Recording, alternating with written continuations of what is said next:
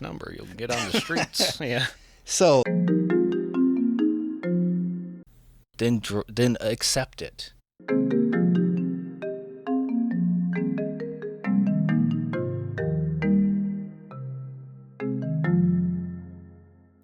All right, man. So you did a shroom trip. It wasn't what you wanted it to be. no. What did you want it to be? Whoa, man. So you watched the what was it called? Inside Inner worlds, outer Inner worlds? Outer Worlds. Yeah, I just, with all the, I don't even know, dude. There's just such an accumulation of shit that has happened in the last 2 years for me that is just becoming unavoidable. Mm-hmm. That the way that I've been processing information, the strain that I've placed mentally on things is now manifesting itself in a physical way in my body that's not good. There's just too much to ignore now. And then when you get to that point, you have to start looking at things that you've never even considered before, so it's uncomfortable. Yeah. It makes you feel dumb. It makes you feel like people traditionally, they make fun of like hippies for being Woo-woo. way too into tree hugging and like connecting to earth and grounding and like all these little, and not that any one of them is going to make a huge difference on its own, but when you start losing things that we've done forever as a species, you have to start wondering, when does that start taking effect? What does that manifest itself as? So I just found that show. Did you end up watching the whole thing? No. What part did you get to, you think? I watched probably like 3/4 of it. Okay. Yeah, I think towards the middle to almost the end, when it talks about all the different religions and what they call certain things, and like chakras and like all that stuff about energy and how it goes from like your lower like intestinal area, and energy flows up through your spinal cord into your brain. All of that shit, man. The pineal gland and like how that interacts with your body and the things you know that you don't really have a way of knowing. Right. Like reptiles have I think all living animals have it, and it serves different purposes for each. Yeah, like an instinct. Like a lizard kind of uses it, they call it their third eye, because they can sense prey above them, behind them, with it. Yeah. Because it's located like in the center of their head. There's just a lot of weird shit, man. And I don't have anything else to go to. I've exhausted. You're opening yourself to the world of woo. And because out of necessity, like I wouldn't otherwise do it. I guarantee it. I haven't done it this far, so why would I start now if it wasn't fucking me up? So there's only so many doctors you can go to, so many checkups, so many appointments that you can go through and do all this stuff. I mean, yeah. And every one of them is just telling you, like, there's nothing wrong with you. There's nothing wrong with your body. Well, then why is all this shit happening to me? Why do I have high blood pressure? Why am I otherwise healthy but need a CPAP machine? Why did I get shingles? Why am I breaking out in hives when I get stressed out? Does anyone have any answers for any of this? No, they don't. So, all right. Well, I've exhausted the modern medicine way of doing things. What's left? Mm-hmm. And you just, when it's your health, you start having to take it more serious than you've ever taken anything. And you just start realizing that you probably are doing things subconsciously that you need to change. Yeah, one person I would recommend that you look into, his name's Dr. Joe Dispenza. And as far as credentials go, makes me feel a little bit skeptical. He's like a... Can you imagine anyone in that space that's going to have a good rap? Yeah. But modern medicine is designed to not let that shit through. But he does a really good job of connecting this, what we would call woo world, with science, and backing a lot of it through studies and like... and a lot of what he talks about is like epigenetics, which is like this science of like gene expression, essentially. The idea being that you have, your own specific genetic makeup, and you've inherited a lot of that from your parents. But your life and your lifestyle and the way you react to the world determines what genes get turned on, essentially, right? And part of what engages those genes is levels of cortisol, so stress, right? So someone could have like all the genetic material to trigger within them, some sort of cancer, but it might never occur because they're living a relatively chill life, right? But as soon as they start to get overstressed, then those markers start to turn on. And I don't know like how debatable that is, but obviously I think it's well known that when people get stressed, the immune system's compromised and people tend to get sick. Yeah. Right? So, it makes sense. But yeah. And all of the skin things that I've had pop up over the last year, I had that spot of vitiligo where I just like lost all pigmentation in a part of my skin. That happened, and then shortly after that, the shingles thing happened. Mm-hmm. And then now it's like this fucking hive thing or whatever these are. Yeah. So But that, I meant to say that's all of that, like you're saying, comes down to stress, immune issues. Sure, yeah. Which can stem from that, right? Mm-hmm.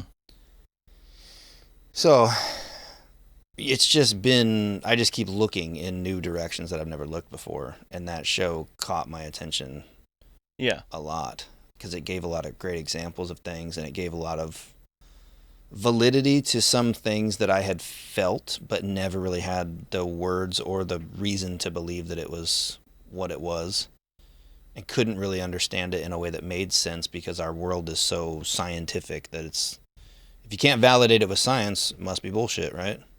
Right. There's certain things you just feel, and you know that it's like, this is not, I can't quantify it with science.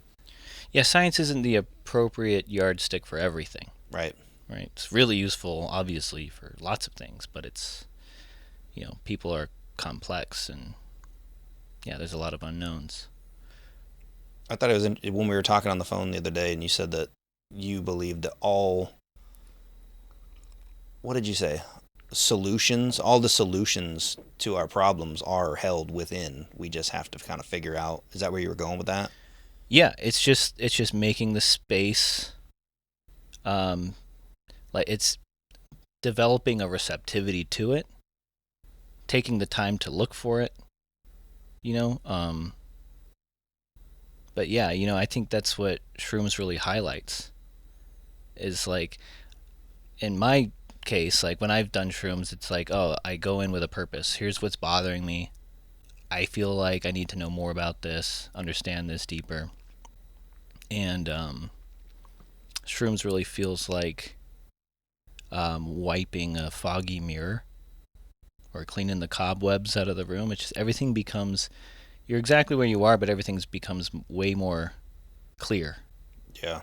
And you notice something that's always been there, but like you just never gave it the attention. You think it's attention, or you think it's perspective changes towards that thing that you've been looking at? You view it in a different way, or view it from a different light or angle that you're like, oh.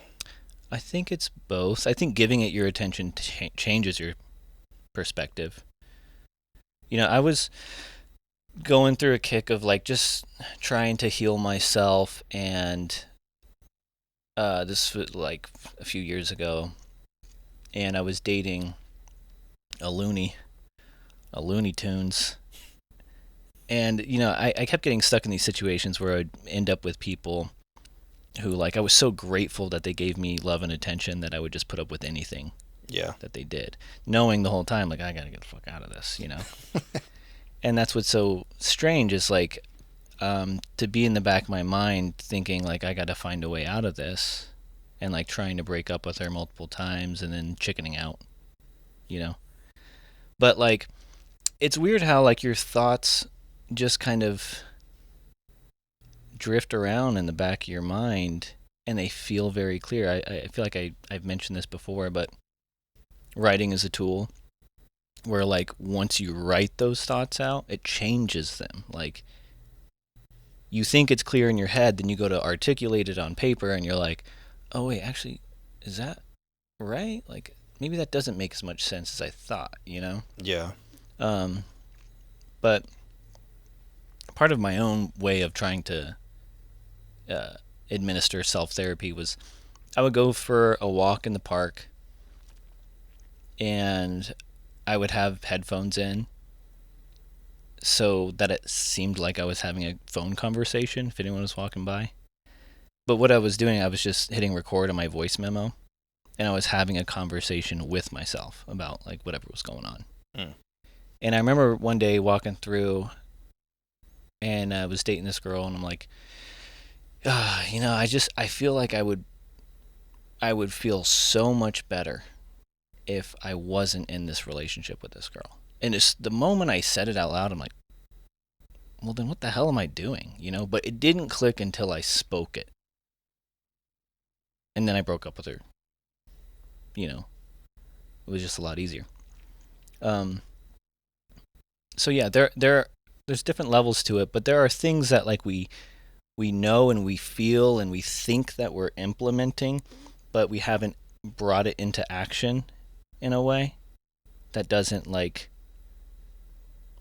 concretize within us.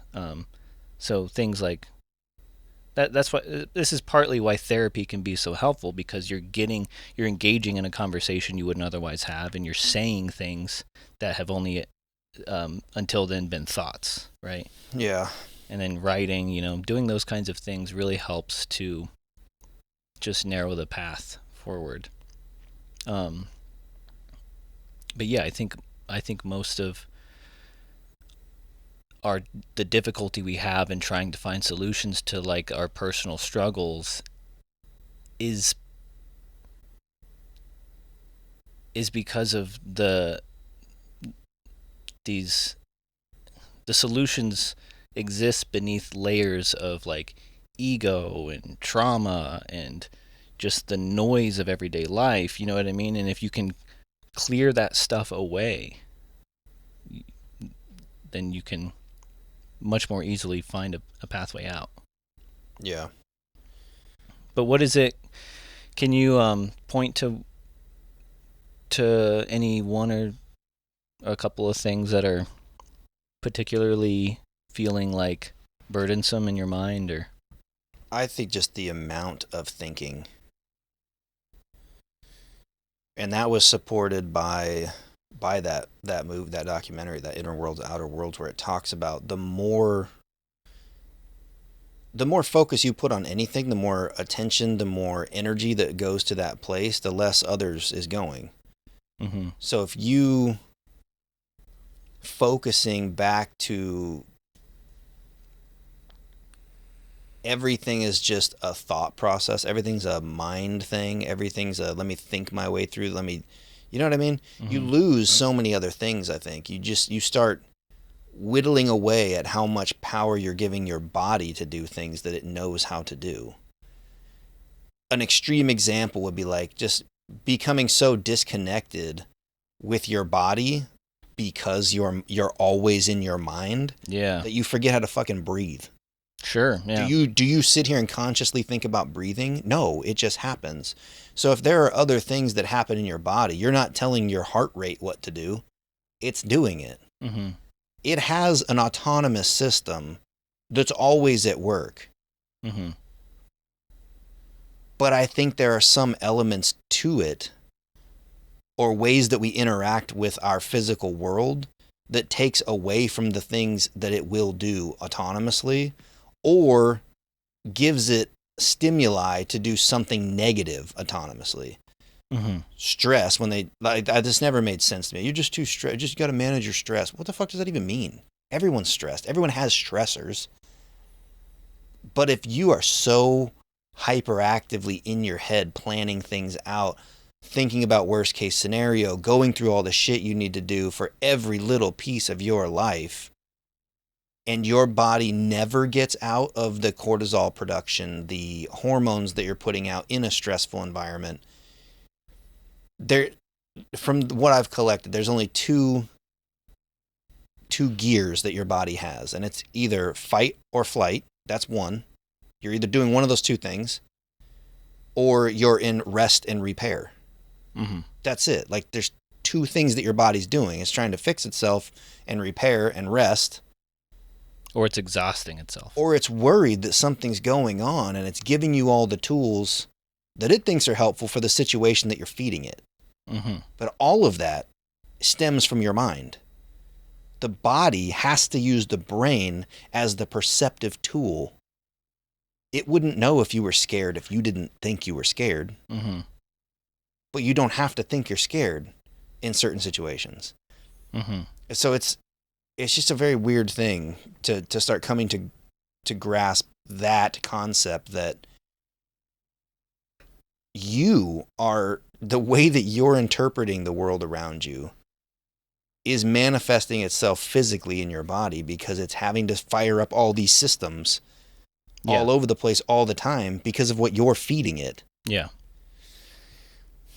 It's especially hard if you're a particularly intelligent and creative person. Yeah, because you'll just create your own fucking problem. Because you'll you create can, shit that's not even true. Well, and it can become so like vivid. Yeah. So that was another piece that when you look at manifestation and things around that, right? And I always kind of thought, like, I mean, the positive affirmation bullshit, say it in the mirror 5 times before you go to work that you're going to be successful. Today's going to be a great day. Whatever. That may be your tool, but to people that have a larger brain, it's kind of like you kind of discount that because you see it as bullshit already. Mm-hmm. That's kind of how I always felt about it until I heard this lady talking about it. And she was like, all right, just imagine you haven't eaten in like 2 days. And I tell you to take out this lemon out of the fridge and cut it in half and just look at it. And like squeezed it a little bit and the juice is coming out of it. Now just stick your tongue to the lemon. And she's like, what just happened? My fucking mouth was watering so bad. And she's like, did any of that really occur? Mm-hmm. You just took that thought and you made it so real in your imagination that you were really going through the action of that you had a biological response to that mental stimuli. Yeah. And she's like, you think that's where it ends? Right. Salivatory glands? Like, you think that's the end of it? And that your deep, complex thoughts don't do other things inside your body. And that's when I was like, oh shit. Like, I mean, yeah, it's pretty obvious when you start thinking about it too, because it's like, if you've ever had a panic attack or just heightened anxiety in a moment, break down that moment. What was happening? Nothing is happening. Yeah, nothing physically is really going on. But just by the thinking of it primes your body to anticipate it. All of a sudden, in a room where nothing's going on, you can increase your heart rate, your body temperature, your breathing becomes shallow. Yeah. From nothing. Yeah. Yeah. So that is like for a lot of people the main purpose of meditation. Now, I don't think it has to be meditation. I think this, or it can be a specific kind of meditation, but it has to be anchoring you to the present moment.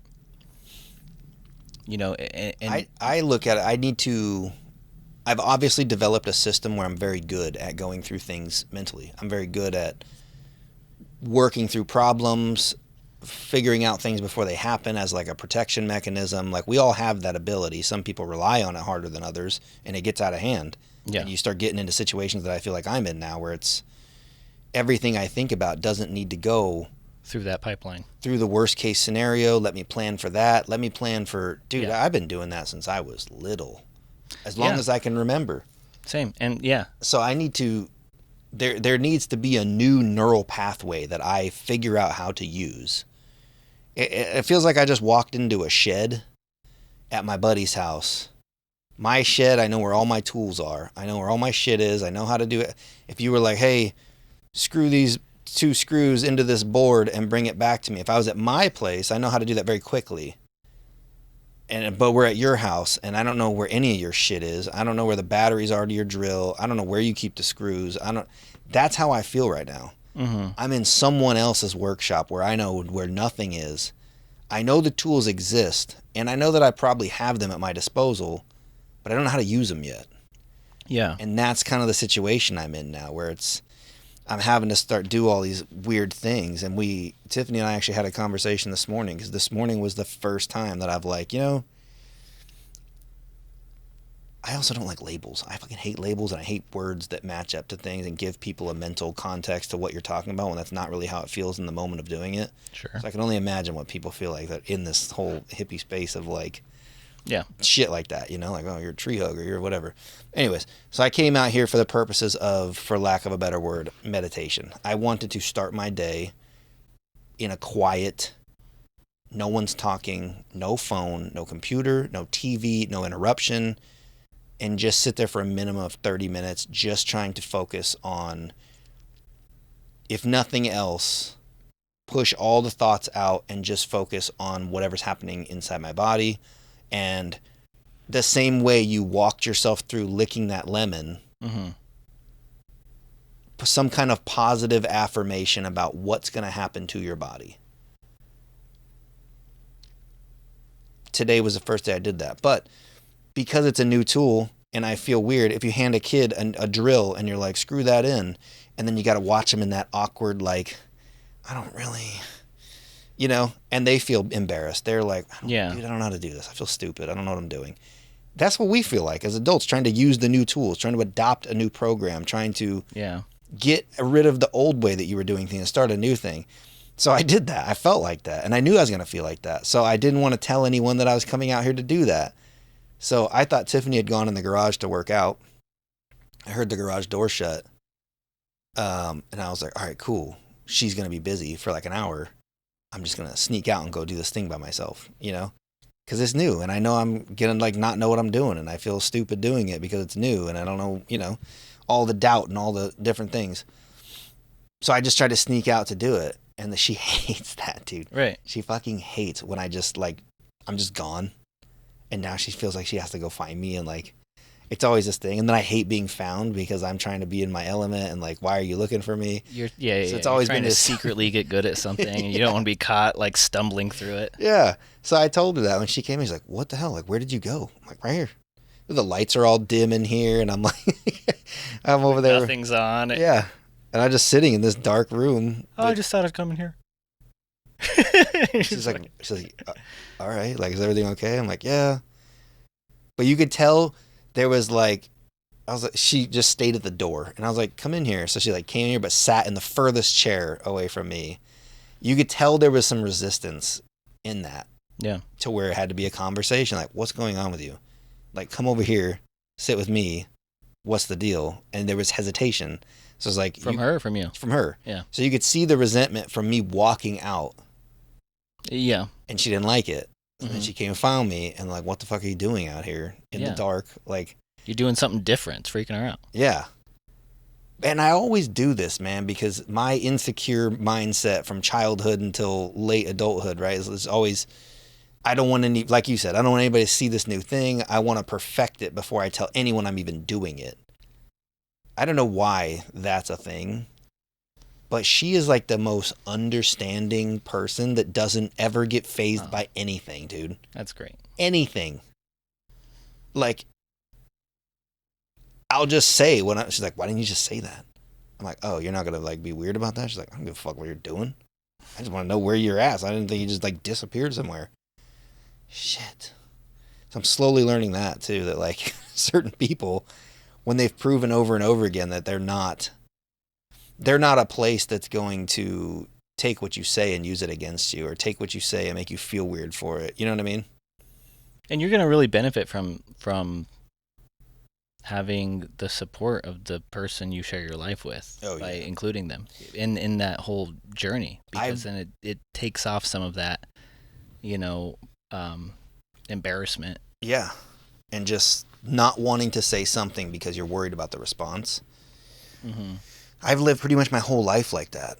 I'm not going to say that. I'm going to suppress myself. I'm going to just make it my thing and not have to make it somebody else's problem, because I don't want to deal with that. Yeah, I'm the same way. And then when you figure out that the person you've been married to for like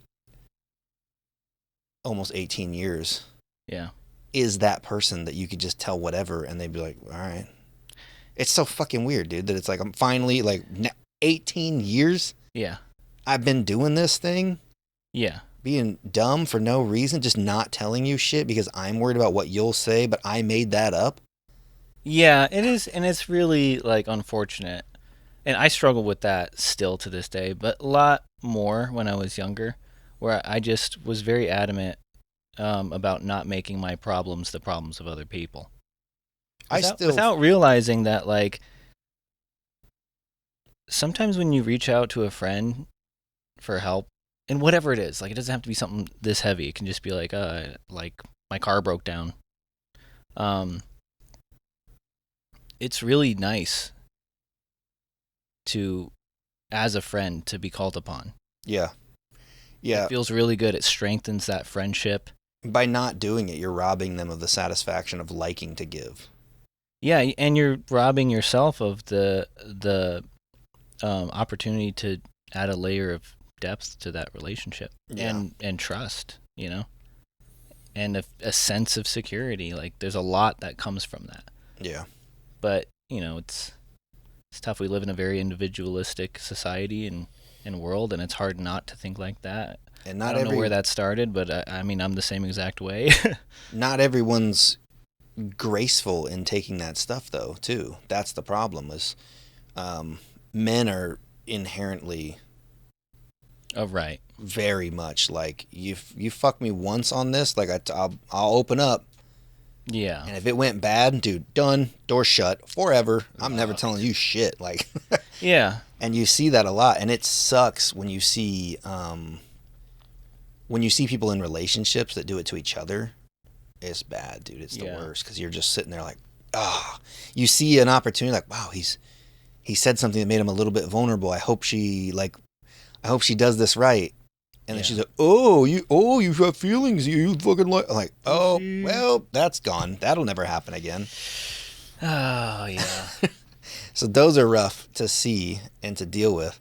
And in my mind, I had always made this false narrative that that's the person I was with. I had no reason to believe that, other than I just didn't have the courage to be vulnerable. You thought that was the state of things. Yeah, that's just, everybody's going to do that. If I say something that's not what they do, that's weird.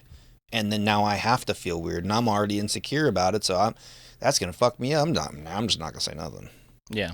But it's nice to be, it still takes like 33% effort. Mm-hmm. I still walk through the same mental, yeah, I'll tell you this, but if you, then I'm, and then I don't want to, I still have to deal with that, but a track record has been proving it reliable that now when I share, it's not ever met in a negative way. It's just like, oh, cool. Never thought of that. Hope it works for you. Yeah. Like, that's how shit goes. Or like, oh, cool. Tell me more about that. Like, what do you mean? So that happened today, right? I was feeling uncomfortable. I wanted to try this new thing out where I get aligned mentally and physically so I can move through my day with less of a feeling of stress. And not the positive affirmation saying, screaming, good shit about yourself in the mirror, but that actually putting yourself in a place almost, I don't know how to say this without sounding weird, but like imagining yourself licking the lemon, but like imagining the things to that degree of like being able to close your eyes and really visualizing what you actually want to happen, what's actually happening inside your body. You don't know how it really looks, but you can make a mental picture of what would be happening.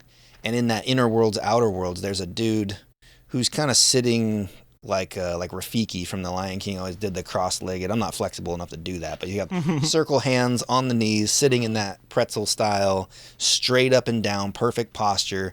And it used that image of a person and then kind of like blacks it out into like just a silhouette, and then shows like the purple spiral of energy going from low to high up into the brain. Mm-hmm. And it talked about that as the flow of energy, and once that energy flows, it increases all of these things like your immune system and all this shit. It puts out a certain chemical that's like 10 times better than vitamin C for keeping sickness at bay, and all this shit cures, not that it cures cancer, but like it will kill cancerous cells, all of these things, dude. So I just sat there trying to, now that I had a mental picture from the show, I at least can imagine with some degree of detail what I would like to be happening inside of my body that is in a positive aspect. Yeah. And I just sat there, and it was difficult. Obviously, it's the first time I'm doing it. So it's difficult in that regard that I've never done it and don't really know what the hell I'm doing. But also difficult in like every little noise that happened out here would be catch my attention, and then I'd start thinking about it. What was that? Oh, if that was that, what was? And it was that same thing that I imagine is pushing the stress response of running down these rabbit holes that don't exist. They've never been a viable option for what's really going to happen to me. But you chase them so far that you end up so stressed out about nothing that didn't even happen. Mm-hmm. That's the shit I need to stop. And I kept doing that with all the noises. The air conditioner would like boom, like metal expansion sound. I'd be like, what was that? Oh, I bet. And I start thinking about how a fucking air conditioner works. Mm-hmm. And I bet it was this part that's going bad. Well, if that goes bad, then I might want to be prepared for that. And like, what am I doing right now? Why am I fixing an air conditioner that's not broken? It just made a noise. You know what I mean? That's the shit that I'm like trying to stop doing, because it's in every facet of life for me. It's just everything that comes up. Let me think about that. Mm-hmm. Why? That inner world's outer world is like, the further you get into your mind, the further you got away from your body. Now you're not even listening to the thing that probably has all of the tools to fix whatever problems you're having. Yeah. So the stress response is coming from your perception of what reality is, but you're feeding that by taking your mind down all of these fake problems. Yeah. And it's unbelievable to think that has a physiological effect on you. That's right. Ridiculous. Like, it has to be able to do that. Yeah. So that's what I did this morning, man. I came in here and I sat, and I actually was blown away. I put on, like, I just pulled up a YouTube video on my phone that was just calming sound, so I could stop focusing so hard on the little sounds that were happening around me, right? I could at least focus back in on like a nicer tone. And it was kind of strange, dude. I felt like I fell asleep, and I'm not sure if I did or not. Yeah. But I was like, I've been in here a while. I don't know how long. That's probably good. So I grabbed my phone, and I looked at the video to see how long the video had been playing. Dude, it was 57 minutes. Nice. I did not feel like I was in here. Yeah, that's a common for that long. Mm-hmm. So I don't know. When you never done it, you don't know how to do it. You don't know what it's going to feel like to have done it correctly. Yeah. It's also hard to just keep moving forward because you think, but I'm just going to not place any kind of expectation on it, and just like, if it feels better to do that, fine. If it doesn't, whatever. I don't know. Yeah, I think there is no... I always get a little frustrated when I hear this, people talking about like a correct way to do it. Because I think that just stops a lot of people, this idea of like doing things correctly. Yeah. And you're talking about developing a different pathway as opposed to, traveling down the imagination to some potential horrible future, and then reacting to that. I don't think it necessarily has to be like an alternative pathway. I think it's more like developing an off switch for something, like, because you have a very useful attribute, which is like being able to follow thought and complexify, if that's a word, that thought, and to a point that you can actually trace it back and generate that reality, which is like something like what you did in starting your business, So in a lot of aspects of your life, that's going to be incredibly useful. It's just knowing when you're in a situation where that does not apply. Yeah. I think you're exactly right. And so you're going to be like, you're just going to be developing a muscle of turning that off. And it's going to be a while of where there's going to be a distance between when you start down that path and then when you realize that you're down that path. Because it's so habitual. Like, you'll probably just go down and be like, oh, shit, that's right, I'm not there. Yeah. Like, I'm not here anymore.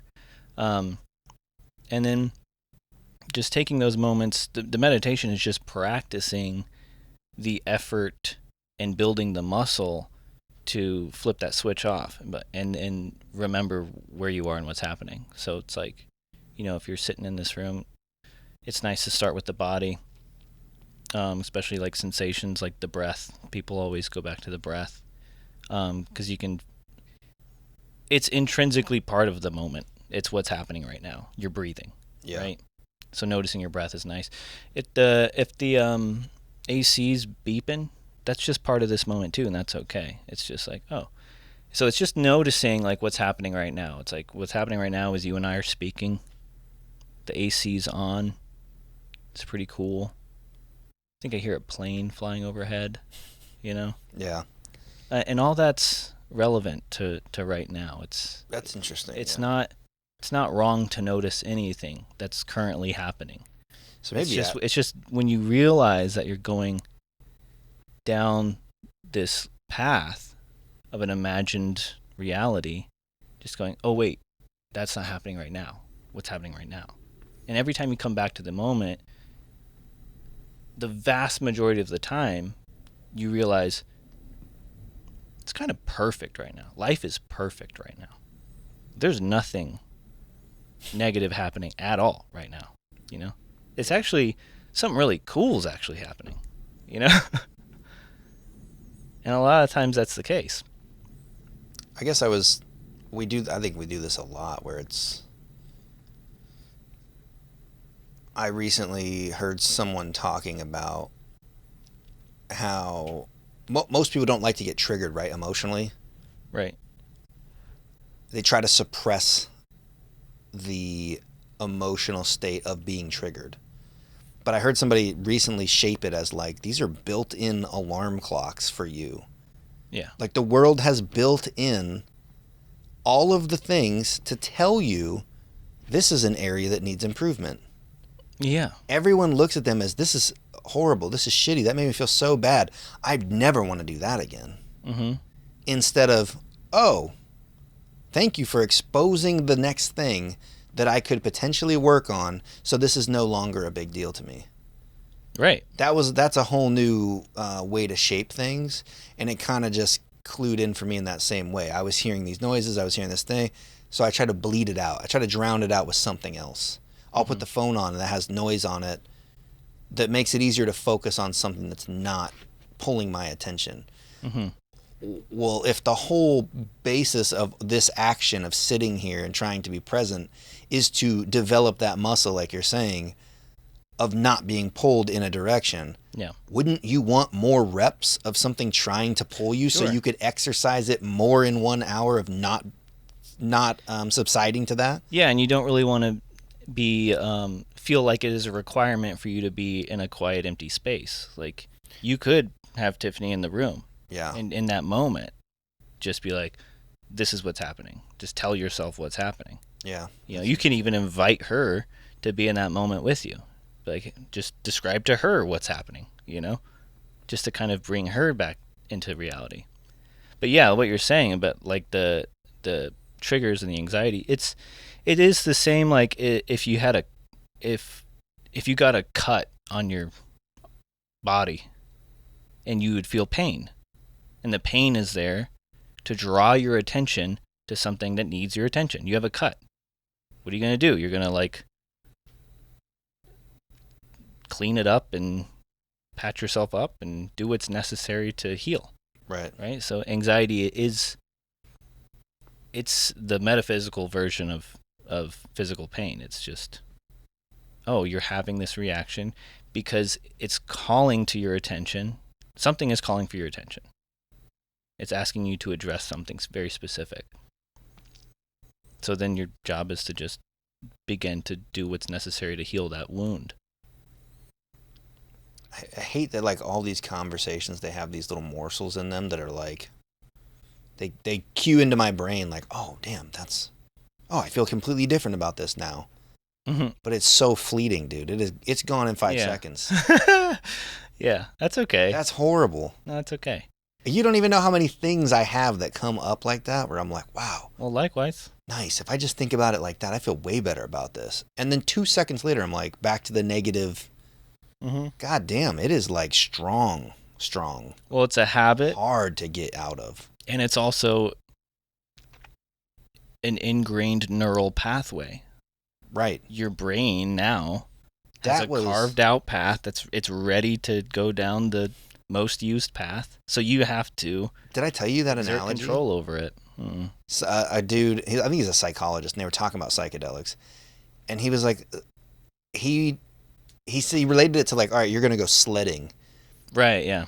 And there's a hill that has fresh powder. There's no tracks. No one's gone down it yet, and you go down it with your sled, and you carved a little path, and you walk back up to the top, and then you want to like kind of start where you started, but you want to end up over there. So you're leaning hard and you're pushing your sled and you're picking up the side to try to get it to turn, but it always stays in that one path that you already did. Yeah. And he's like, the psychedelics come in, it's like fresh powder on the hill. You're free to now explore the other option or go a different direction. Mm-hmm. That just reminded me of that, what you were saying there. And that's the same thing. And the point is, you can expect that it will be difficult but you can get your sled down that path. It's just going to take a lot of effort. That's another thing. And it's going to take repeated effort. Yeah. You know? The idea that it's difficult and you know it's going to be difficult and you should be okay with it being difficult. Yeah. And I've learned so many other things in my life to this point that are difficult.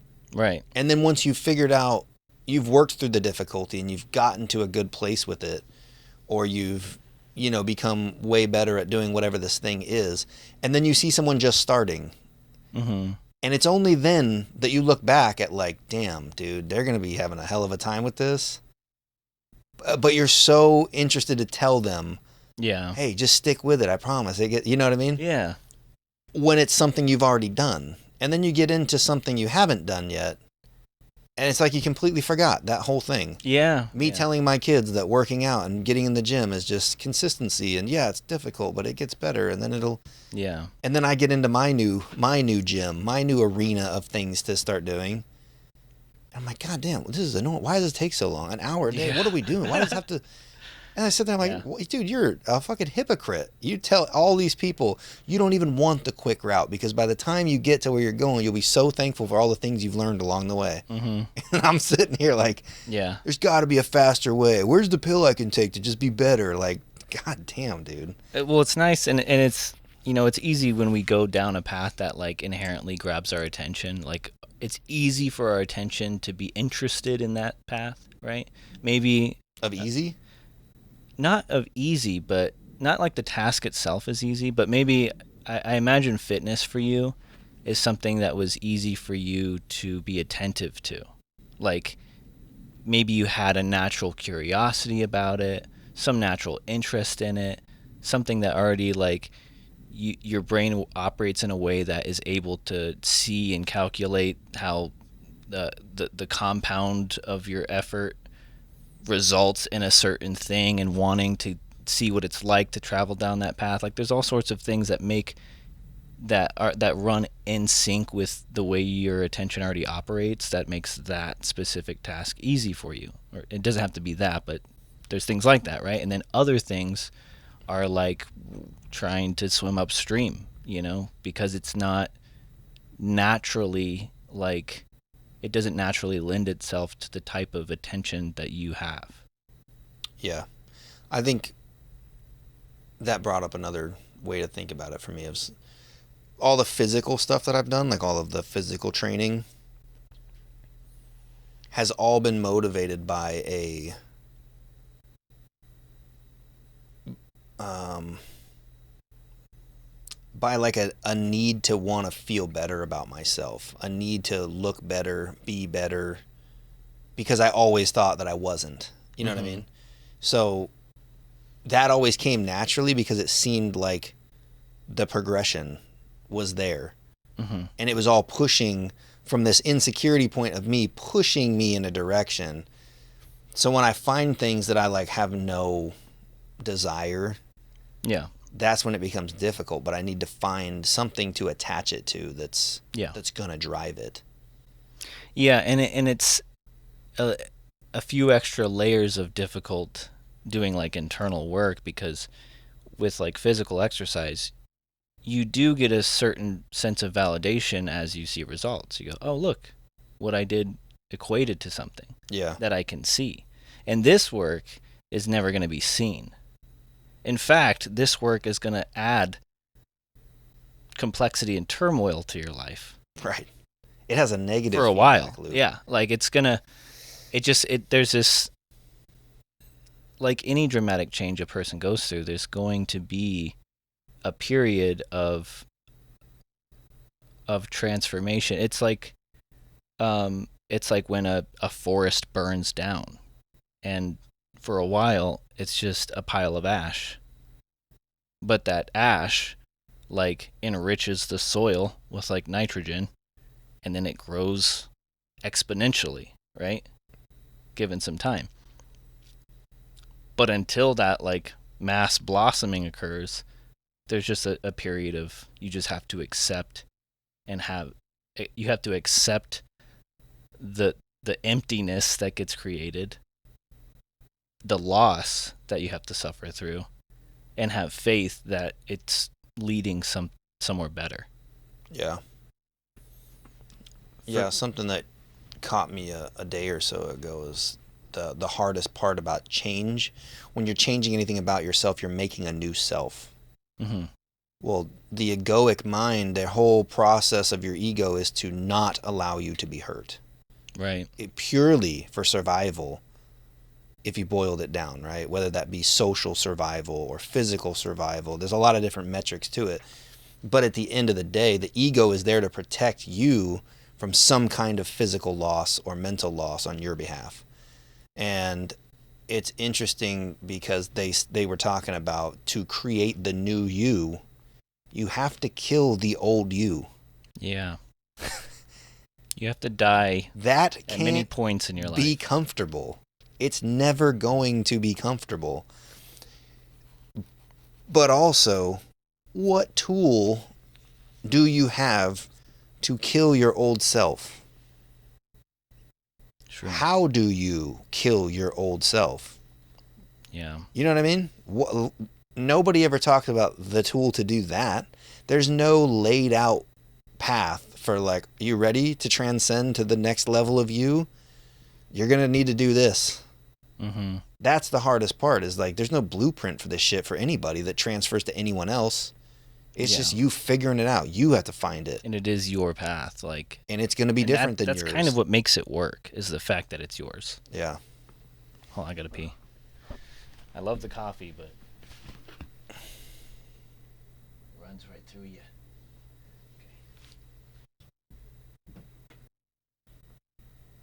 Beep boop.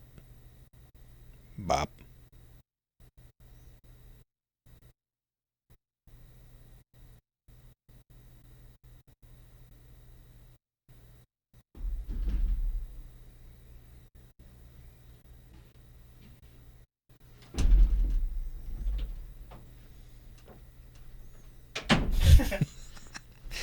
Are you in the moment? I sat here like as still as I could.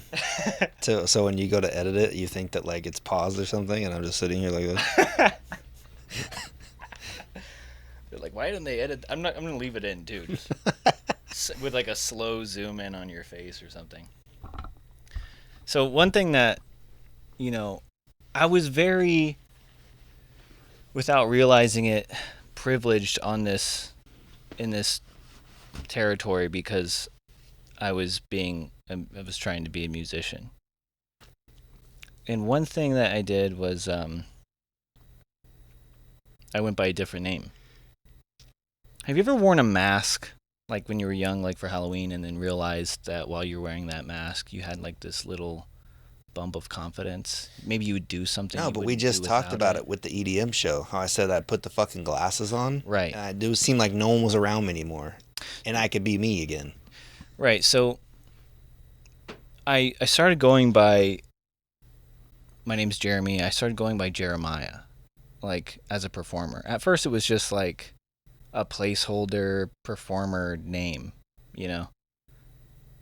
But then I started to own it and internalize it and turn it into something else. Jeremiah in my mind became the next version of me. It became like the ideal version of me. The person that I wanted to be, right?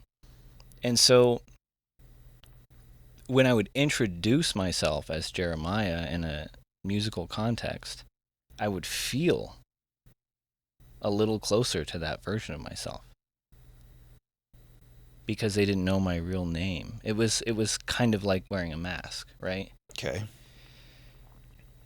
Which enabled me to act and behave in ways that I would have preferred. So weird. What do you think about that? The ability to do that. But now we're like, what are we doing? We're bordering on like schizophrenia. Like you're making a multiple personality. We have multiple personalities within us anyway. We're back to the, like, I want to be like, you think it's okay to, there is no okay. It just is what it is. But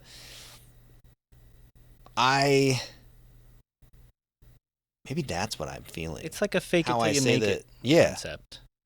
But except the positivity that you can gain from it may shape what you get out of it. Mm-hmm. If you can change what you're putting into something, what you get out of it is going to change. But if you need to do that, if you need to trick yourself into believing this other thing to put you in a thing of positivity, that's no different than what actors do. Yeah. They've exercised that muscle like crazy to be like, what's my role? Exactly. What time period are we in? Who am I portraying? Like, you got to go be fucking Troy or Achilles or whatever, you know what I mean? Mm-hmm. And then Brad Pitt's got to like lock in and become that thing. Yeah. That's super interesting because... And when you put yourself there,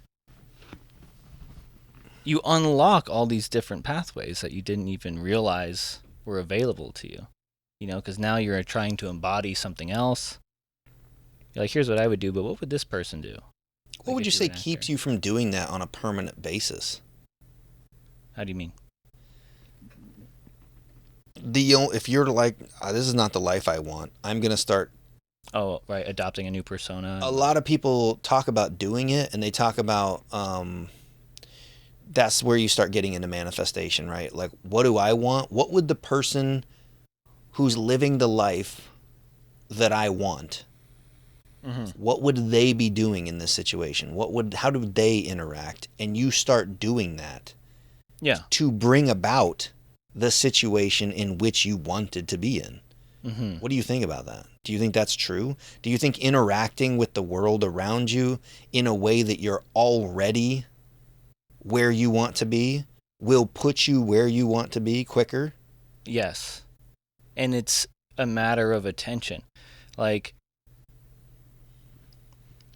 let's say there's 100 people all holding completely random objects, and you and I are both looking at this room of people.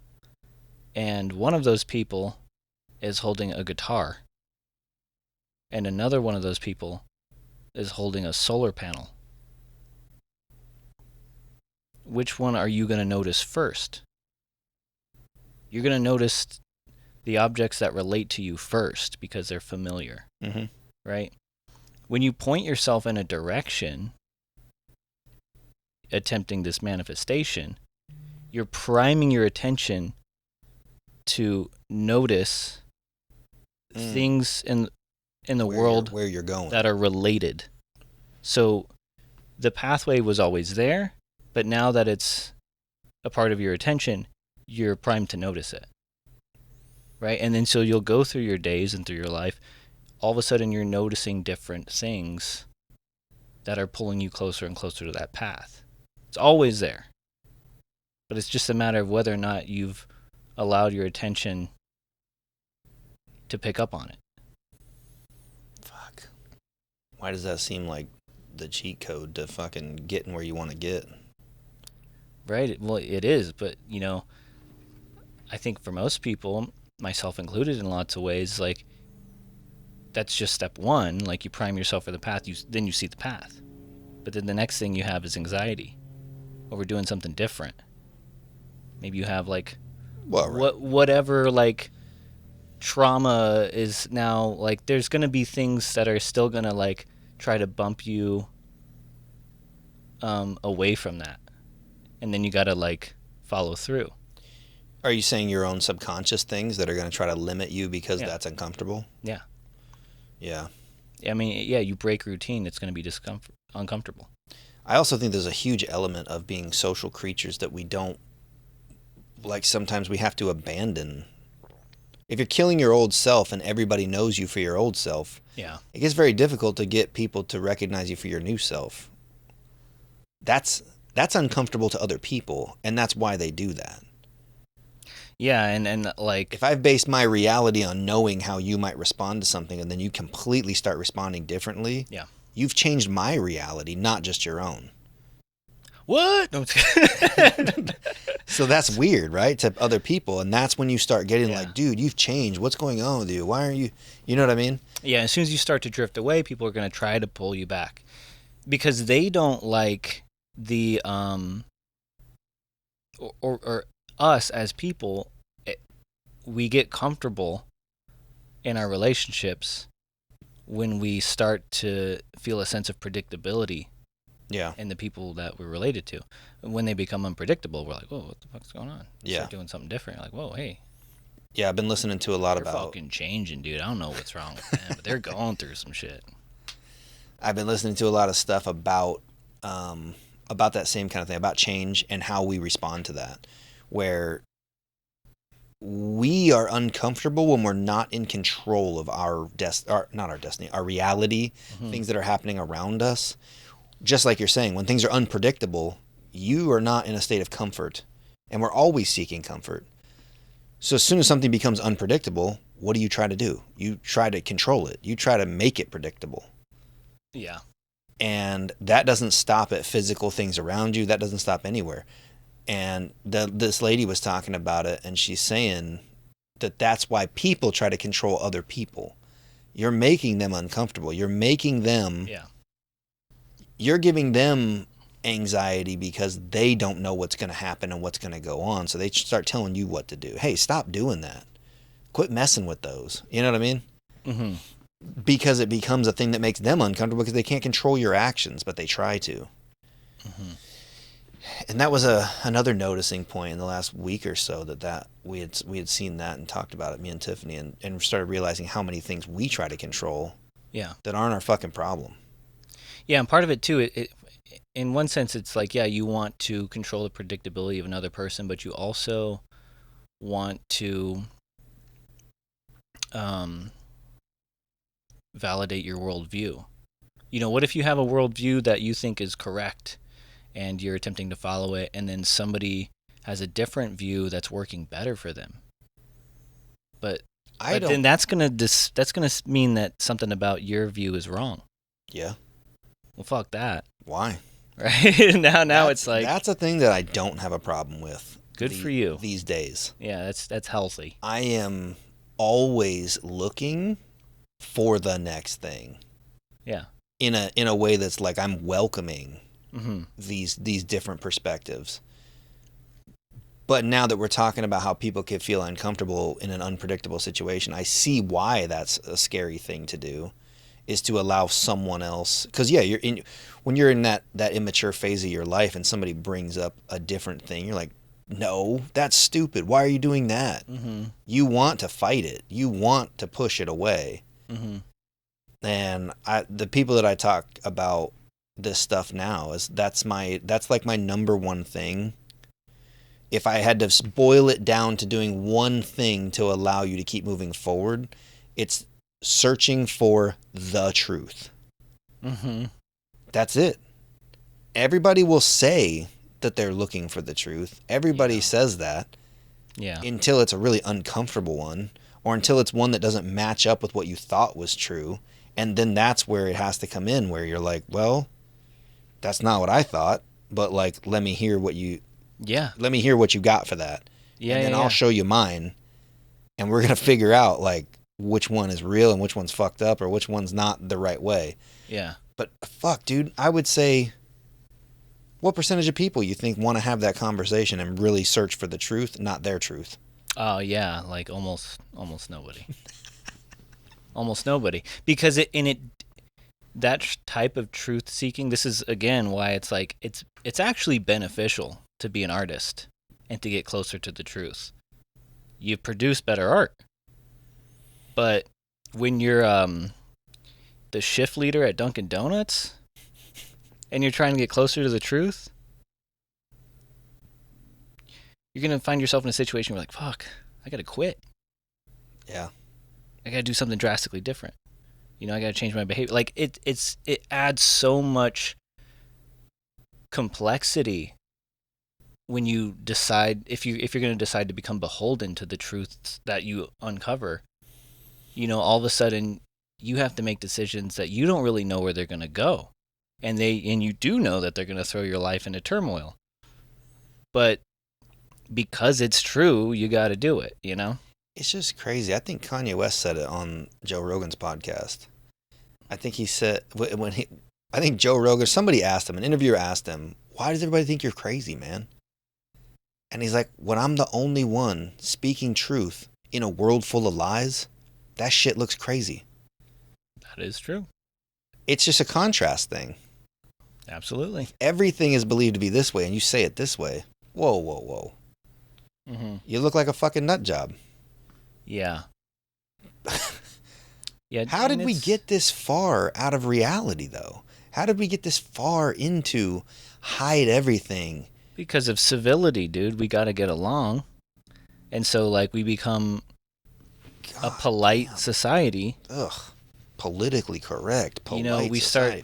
we developing ways of speaking to one another that are so, like, vapid in general that they could offend nobody. You know what I mean? And then you have to start there and get close, and then, like, inch your way towards true speech. Like, I mean, if you go and greet a gas station attendant and they're like, how's your day going? What do you say? Depends on how long I want to be there.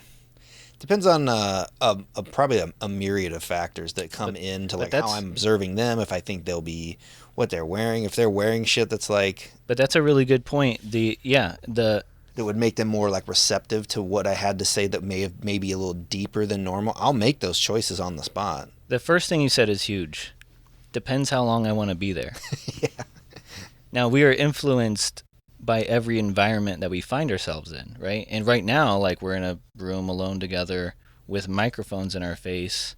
All these things tell us what's okay to happen. Situationally. Right. When you're standing in line at a gas station, you're in an environment that is pushing you out. Yeah. You don't want to hold the line up, so it's just, what am I going to say that's quick and get the hell out of here? Right. And so I think that most of the average person's life is spent in environments constricting like that. Like, so let's say you wake up, you go to the gas station, it's pushing you out. So you're not going to be like your fully honest self. You're going to be your gas station self. Yeah. However you are in that environment, right? And then you go to work, and then there's all these policies and procedures. There's an expectation for professionalism at your workplace. So you're going to have to, rein it in there too. You're going to have to not say certain true things and speak honestly because you need to keep your job, right? And then when you start considering all the places that we go to, maybe you're shopping, maybe you're on vacation, you realize there's almost nowhere that you're allowed to be completely honest. Maybe some churches and therapy. That might be the most important part of therapy, might not have anything to do with the therapist and everything to do with the environment. Yeah, I never really thought about it that way, of having each, like your gas station self, your work self.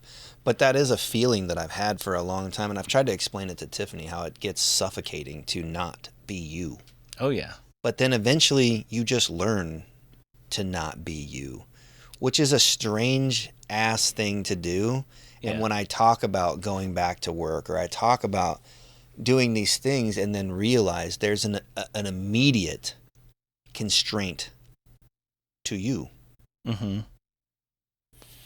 But like, we repress it's these always things. Sorry, I just don't want to go. It's always has to do with leverage. Like you just said, I can't say what I want to say at work because I might get fired. Mm-hmm. I can't do XYZ the way I would do it because they're going to say that that's not how they want it. I fucking hate that, dude. I hate it so much. Mm-hmm. So I've tried to live my life in a way that no one has that thumb on you. Mm-hmm. I think that's why I get pushed into entrepreneurship, because it's mine. Yeah. If I wish to say that whatever the fucking crazy shit I want to say that day, fuck you, I won't do what you tell me. And that has repercussions, the repercussions are my own. Yeah. You know what I mean? Absolutely. And I'm okay with that. Mm-hmm. So I'm not looking to not be held accountable. Yeah. But I don't want the accountability to mean like, well, now your family doesn't eat today because your boss didn't like that shit you said. Of course. That's insane. That's an insane way to live. It probably starts off relatively rational. Think about like how like major corporations are really concerned about liability, so they like overcreate rules. Yeah. To account for that. Well, we're doing that for ourselves too, right? We're blocking ourselves from being honest, even though actually there's like a lot, like some of the times it's true. Like maybe if you're honest here, it's going to put your job at risk, but a lot of the times it's not, and you've just convinced yourself it's true. Oh, I don't know what kind of shit you say, but I say some stuff that. I mean, what I found is like I've had people tell me like, dude, that was. Sure. Probably shouldn't have. Well, yeah. That was frequent. Yeah, that's a whole nother conversation, because I feel like when you start getting into the weeds of being honest, it's complicated. First of all, like being honest isn't being impulsive. Right. I think a lot of people get that confused. People think I'm an asshole, but I'm just being honest. It's like, no, you're probably an asshole. You're probably just being impulsive. You can say something honestly without being a dick. Exactly. Yeah. So no one cares about the thing you said. They care about how you said it. And that also takes practice. If you're getting into it, it's like you're gonna have to bumble around a few times before you figure out how to express yourself honestly. If you're unpracticed at it, Yeah. But like we talked about before, the guy I used to work for at the restaurant, just completely insane human being, and the energy that he would come at his employees with. It was there to make you feel like you're worthless, you're replaceable. Yeah. And if you do the wrong thing, you're fired. He didn't say any of that, but it was felt. Mm-hmm. But as soon as I was honest with him, I go, I don't fucking care what the repercussions are. This is how I feel. Guess what didn't happen? I didn't get fired. I see what you're saying. So even when you think... A lot of the times being honest is actually going to do the opposite of what you think. It's going to elevate you. But we're just so afraid of the potential repercussions that it's really challenging. Yeah, there's no 100% for sure way to say any it will go one way or the other, but there is a lot of time where you'll say it to someone. You say it to your boss, and your boss is a super immature asshole. He'll just start finding reasons to fire you. Dude, I have seen that countless times at the plant. it gets so political and like, oh, you're not on our team? Cool. Mm-hmm. Give me a little bit. I'll find a reason for you to be out of here. Oh, yeah. My brother is inherently on that list for people of just like, he gets frustrated when there's a better way to do it, but the political machine doesn't see it doesn't match up with what they're recognize. The direction they're going. So he gets asked to do things that he knows are complete horseshit, and it frustrates him to have to do it when he knows it shouldn't be done that way. Yeah. But it's like, well, it's your job. Shut your mouth, and that's what I'm saying to do. Go do it. Yeah. So he's had a couple run-ins with people that he's expressed that to, like, this is fucking ridiculous, dumb as shit. Why are we doing it this way? And they don't like it. Of course. And he's been fired multiple times for completely unrelated things all the time. So there's that piece of it too, where it's like, not only the truth that you're telling, but you might just rub somebody the wrong way that has that power to later on put you out or put you in a place that's not where you wanted to end up. You know what I mean? And what's going on there too is it's another example of somebody looking for predictability and consistency. If you have like a large company, like, you want it to be predictable. You have these rules, and I've found a lot of people are not looking for the best employees. They're looking for the most obedient employees. Oh yeah, for sure. Because then it's predictable. It's way easier to manage people who are obedient than people who are like creative, but don't always follow the rules. They're a liability, right? Yeah. Which is crazy. Yeah, it's fucked up. And it's been hard, honestly. Like, obedience is disgusting to me. The last few years, it is, dude. It's feels fucking gross. Yeah. To do something that you know you shouldn't be doing just to be a yes man. Ugh. It's pretty humiliating. I fucking freaked out on this young kid one time that I was he like just started working at this place, and they wanted to do this. The climate around the place I was working at was like not good. The morale amongst the workers, So they wanted to do, I can't remember what they call these surveys, but they wanted to do like a workplace health survey. You know what I mean? Like, how's everybody doing? I have traditionally been the guy that looks and says, do I actually think anyone gives two shits about what I have to say? And that they're going to read my thing. And if I really put my heart and soul into it, I'll have supporting documentation. I'll have this, I'll have that. I'll articulate it super well. This is the best I could possibly do. You'd have to see what I'm talking about when you read my thing. I've done that a couple times. And it's been met with, what do you think? Fucking just trash. Yeah. Nothing happened. Of course. Nothing changed.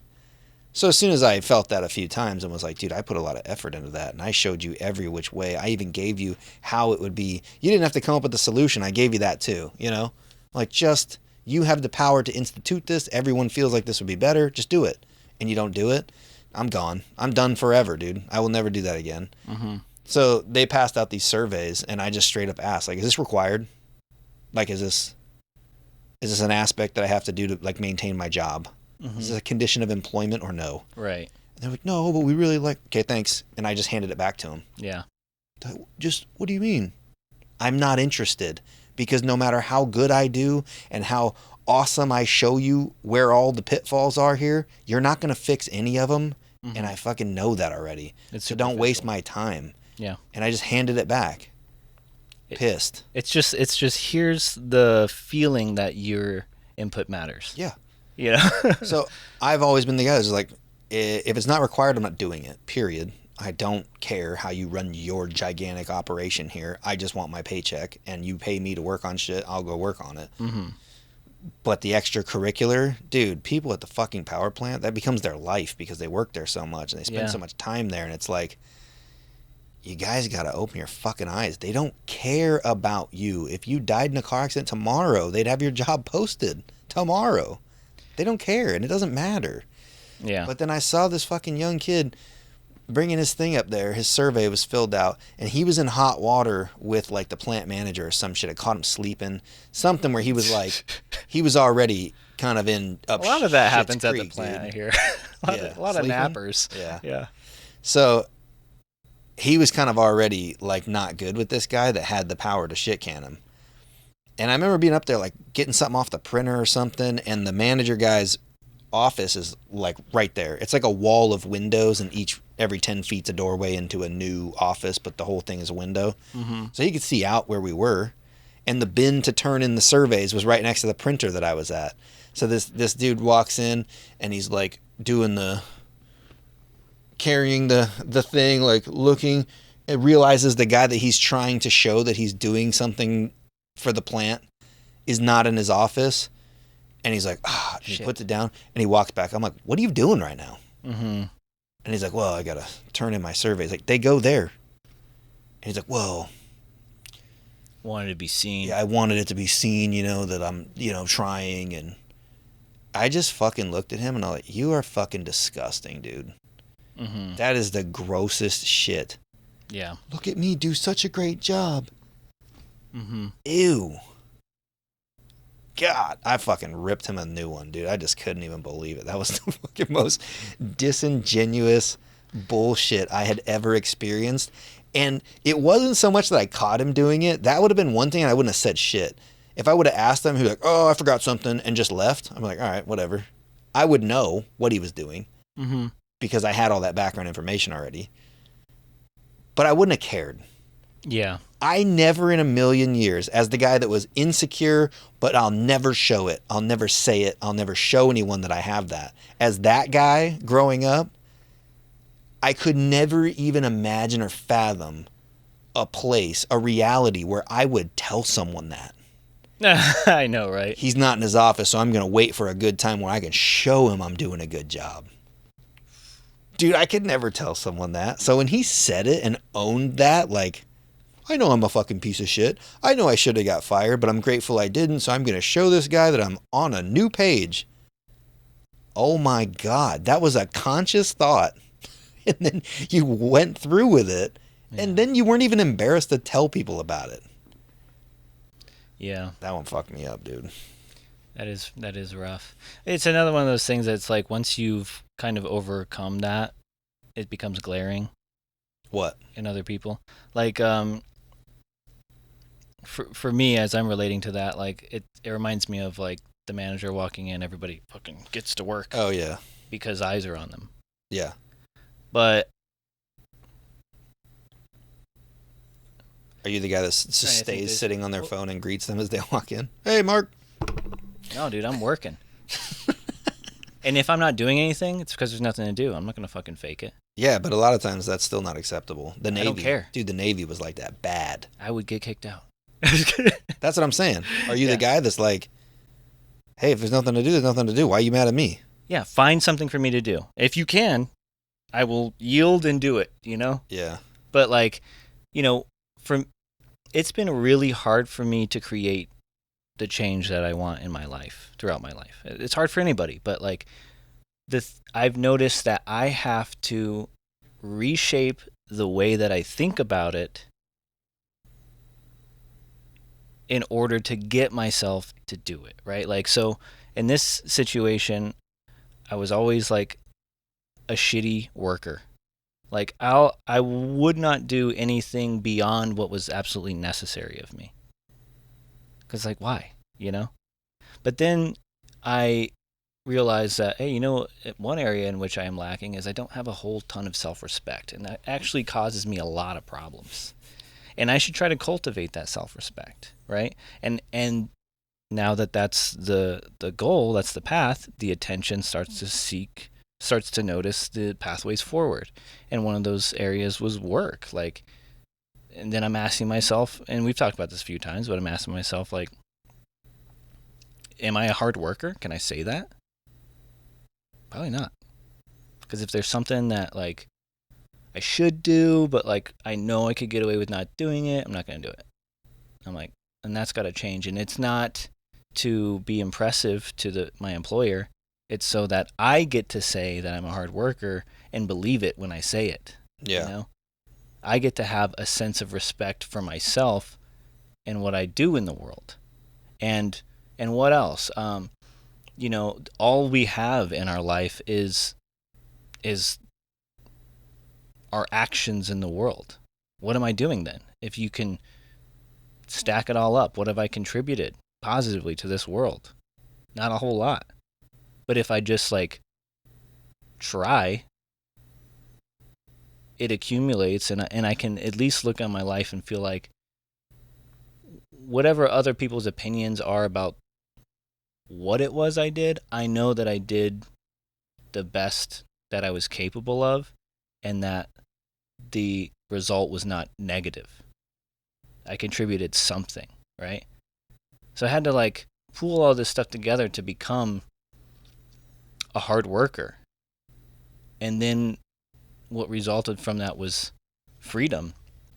When my boss walked in and everybody grabbed a broom, I'm still just considering those things. Am I trying my best? Yes. Am I doing it for myself? Yes. So then why does that person matter? Doesn't. So he can come in and he was the type of person, like lots of bosses, who just will find something to complain about, and I just have to accept that that's the case. That's separate. That's a whole separate issue. I have no doubt in my ability to work hard, and being able to stand on that sturdy ground made me invulnerable. I was never, all of a sudden I was never a target in that workplace, right? I was never insecure about what I was doing or if I was doing a good job, I knew I was. Yeah.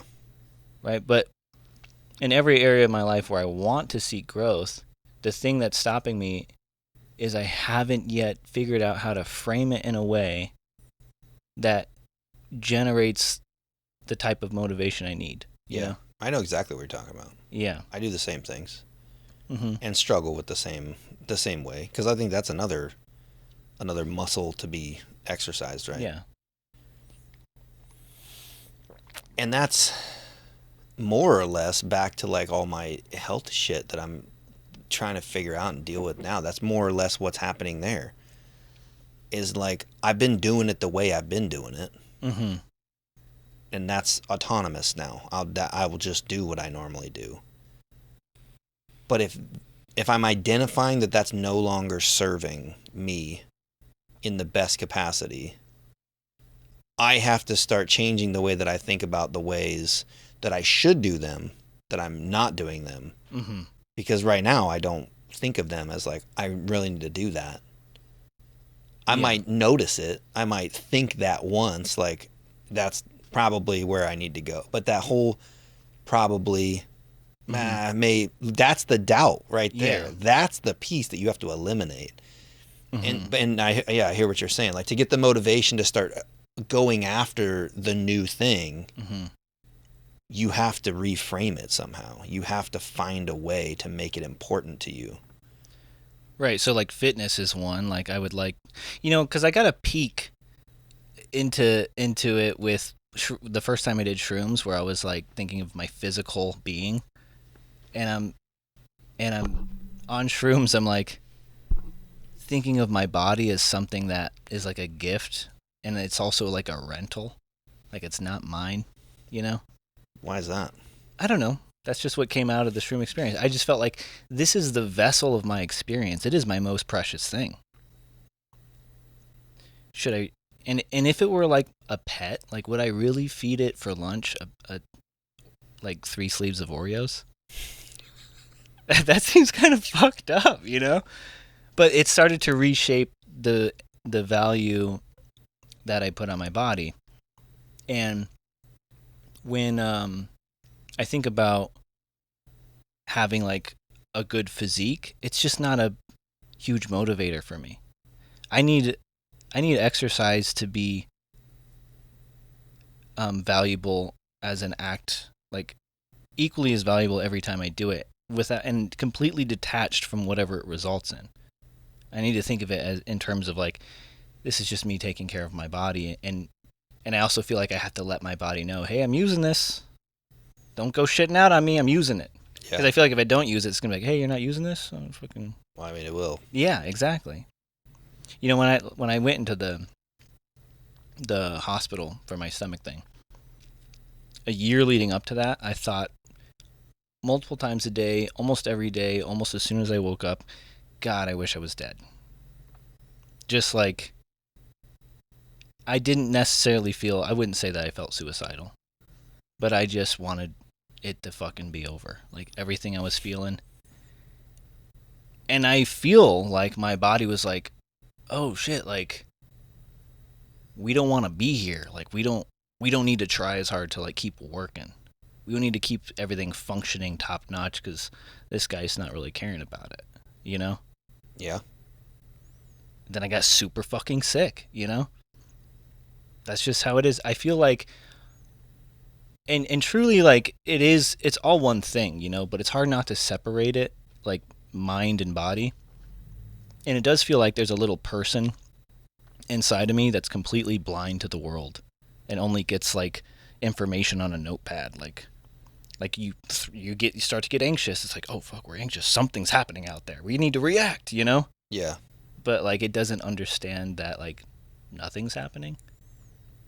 It just Well, knows. being told. It just knows what it's being told. Yeah, exactly. So That's interesting. I didn't know that your health problems were in the same time frame that you were kind of going through that same. Oh yeah. Deal. Yeah. If I get really down, dude, like really. I had a little like mini mental come apart the other day, like 2 days ago. Mm-hmm. The day after the shroom thing, because I thought like I was gonna go into this. I woke up that next morning, dude. I was so happy and like everything was good. Yeah. Good to go.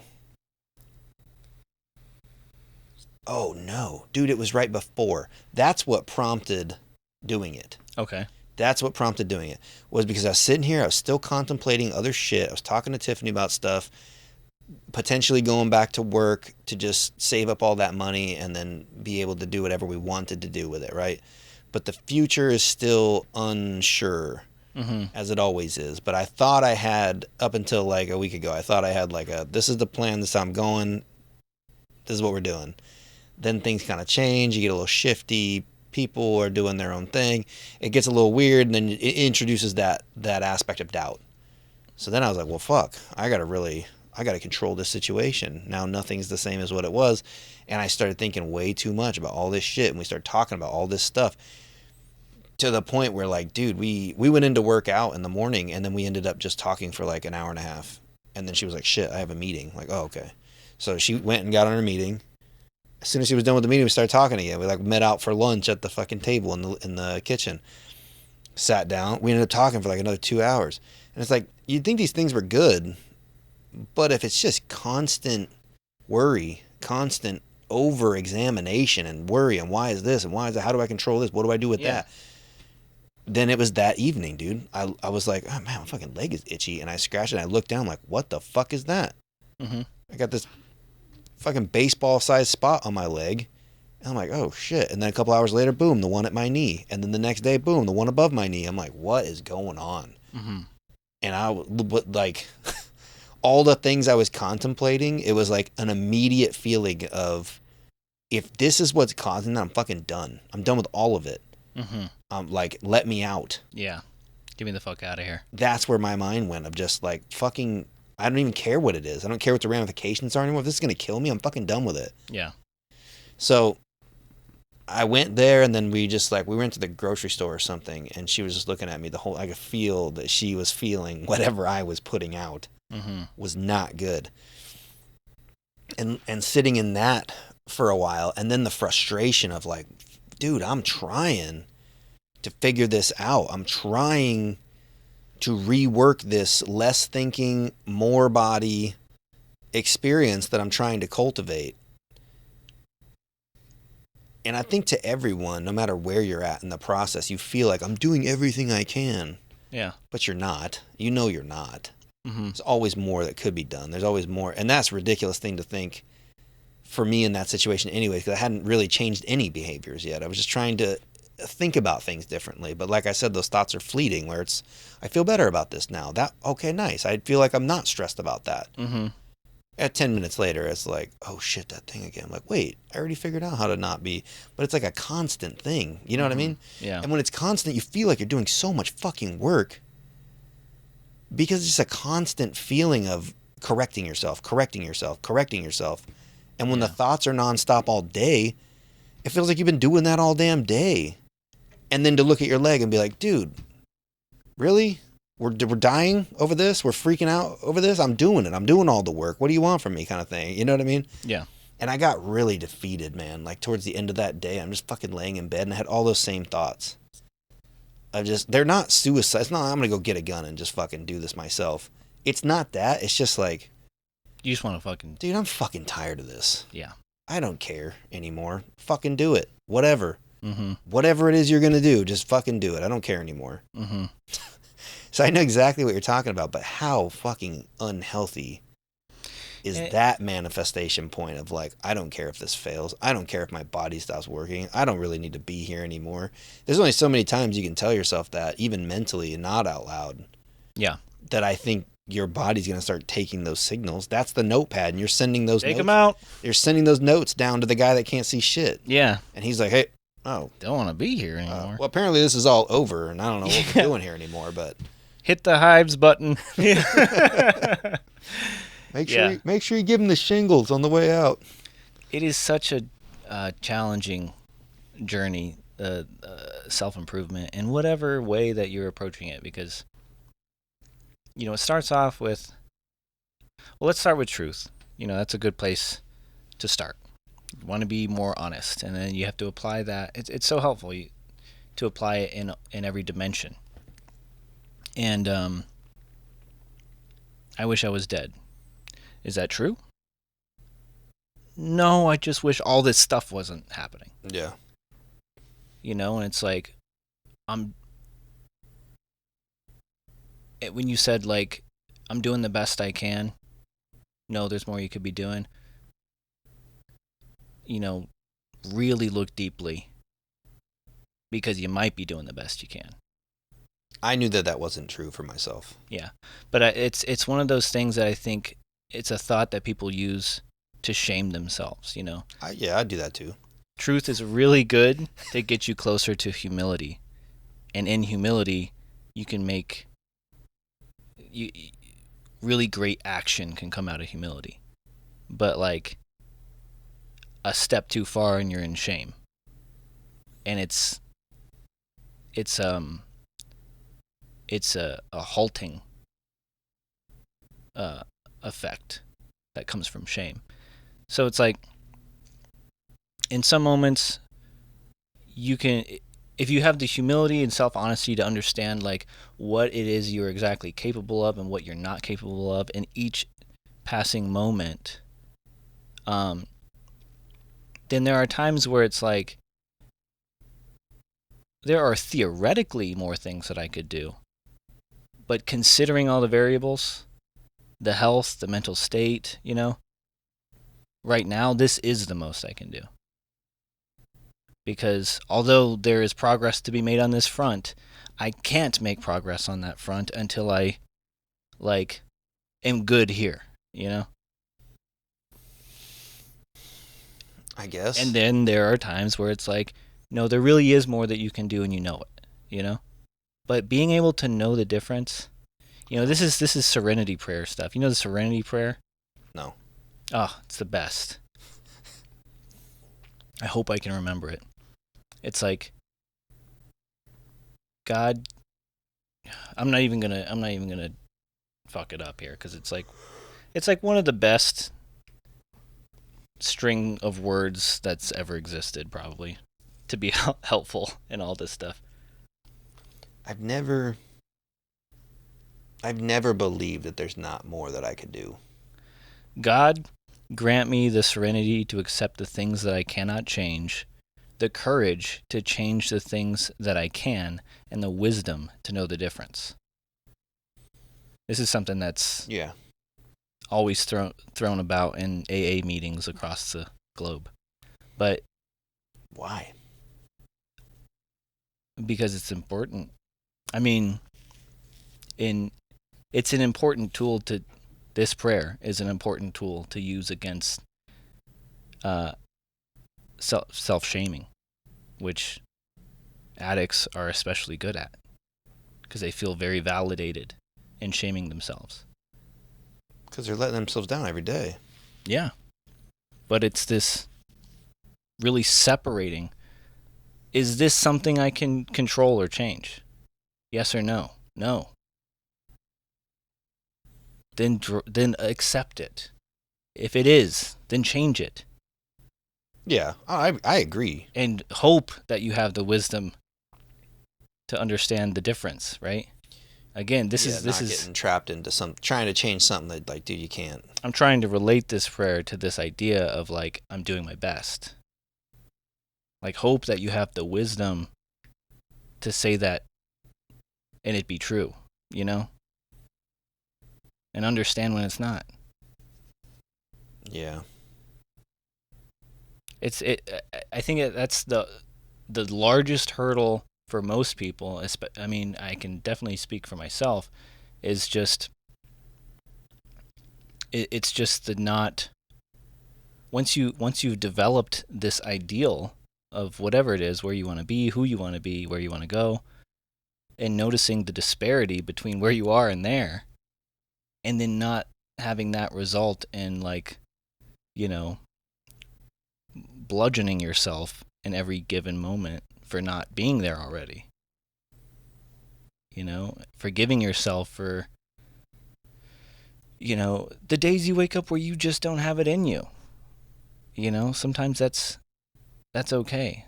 Like, there's got to be a lot of self-forgiveness, and in that self-forgiveness there is peace where your body's not trying to kill you, you know?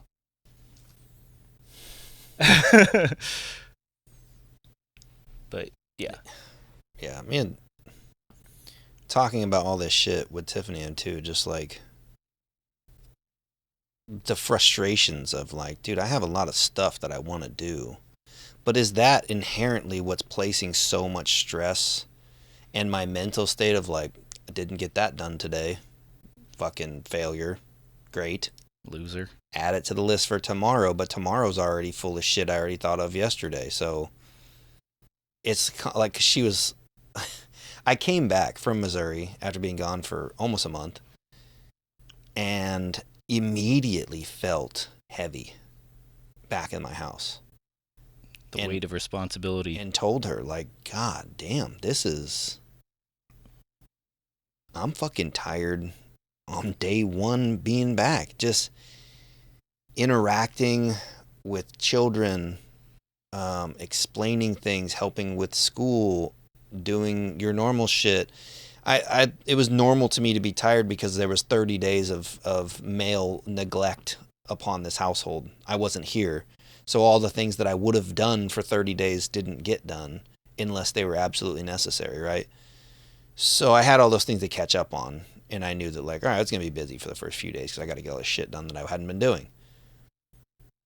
But a week later, I was still like, I'm fucking tired.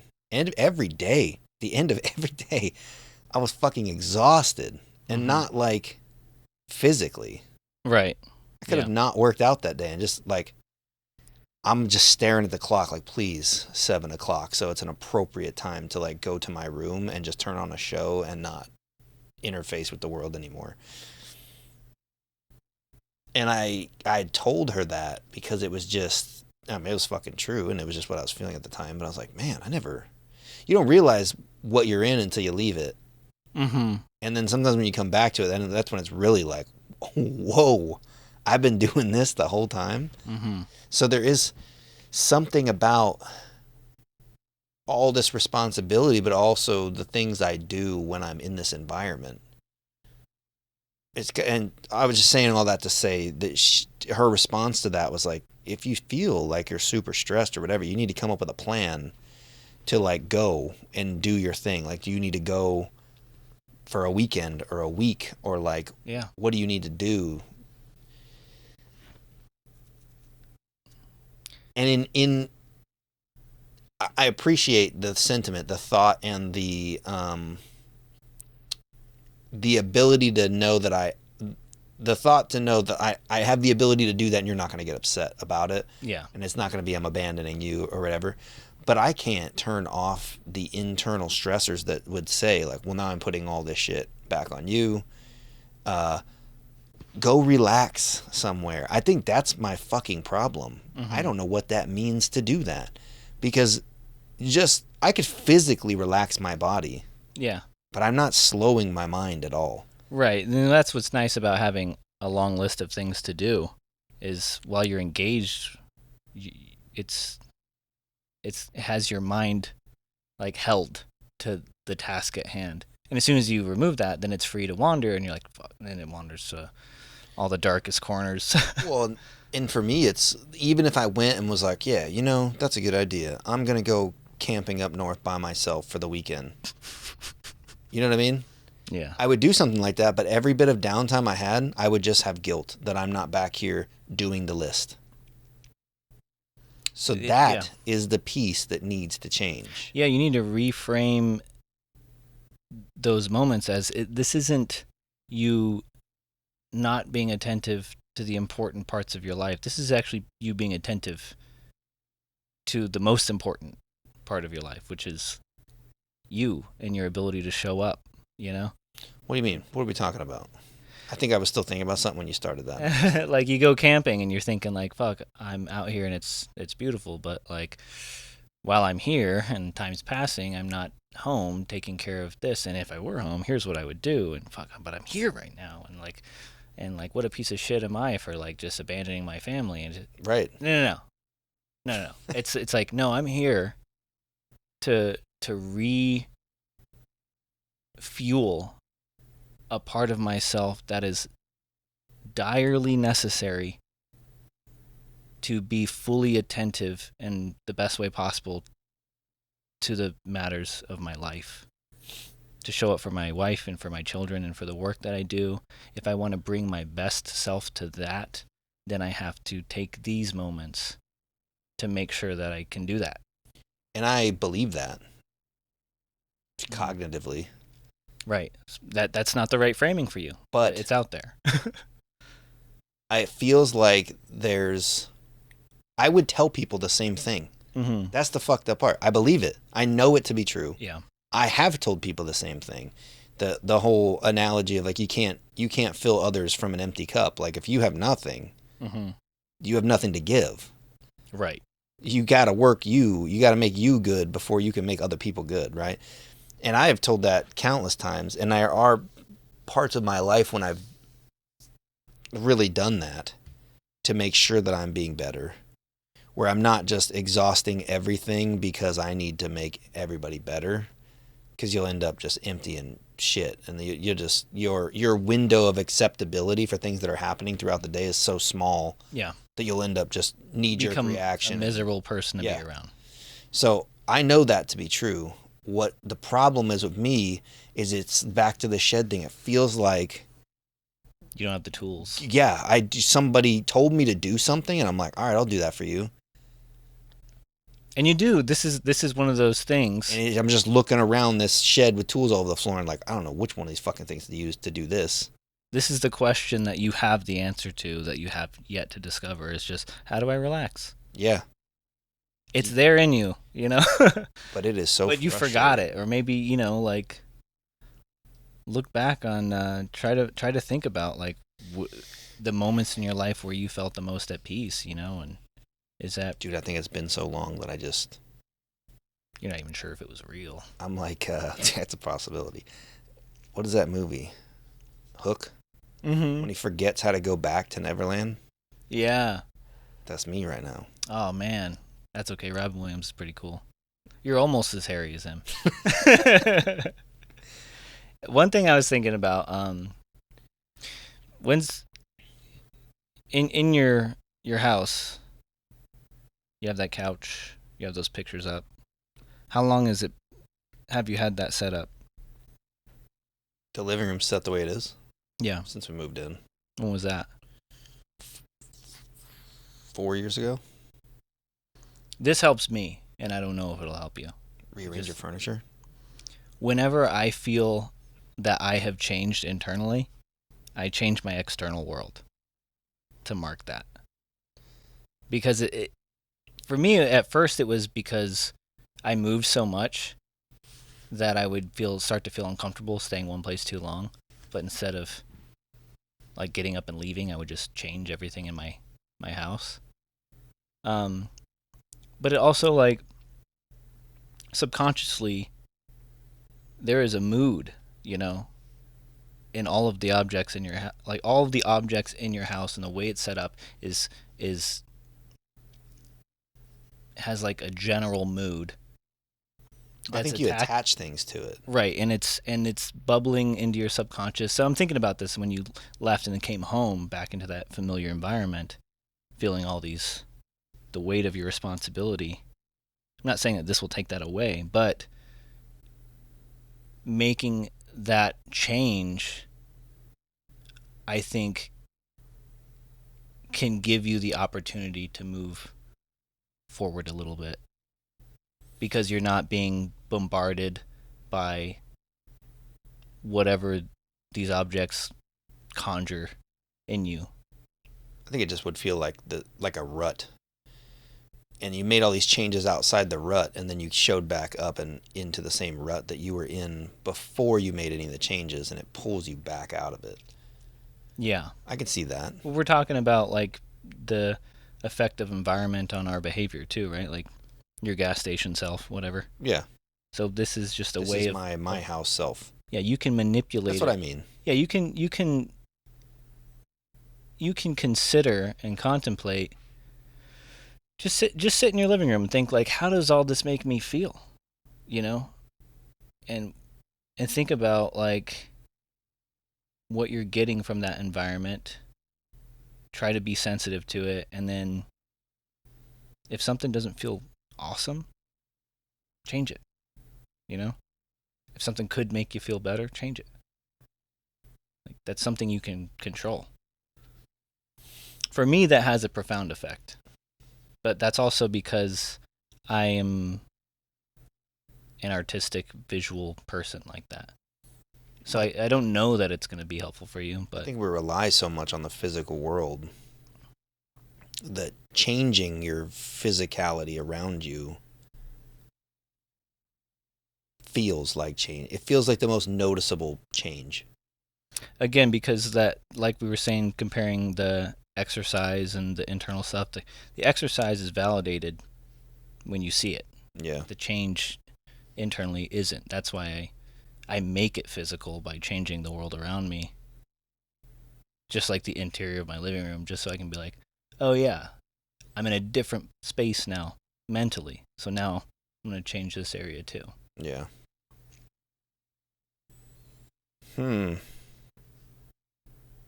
Stuff to think about. You feel like we're at the end? You have more to say? We're 2 hours in. My brain's a little smushed. Yeah. Cool. Hit me with the question, dude. Hit me with your best shot. We already did that one. I'm just kidding. I don't know what it is. When is the last time you surprised yourself?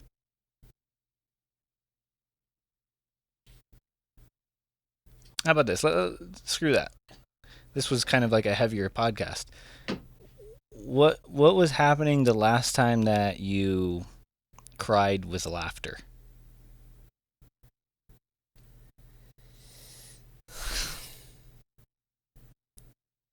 You're like, about 10 years ago. It's probably longer than that. No, come on. Cried with laughter? Yeah. You got shit that's that funny happening to you still? I mean, it's probably been a while for me too, but not that long. It's like childhood. Oh, man. Okay, when's the last time you can remember? Now you really got fucked up. I want to think about it. Like, yeah. When's the last time you were wheezing?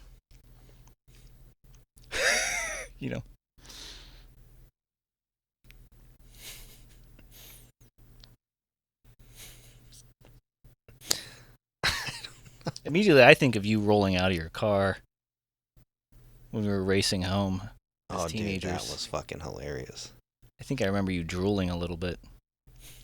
That probably was.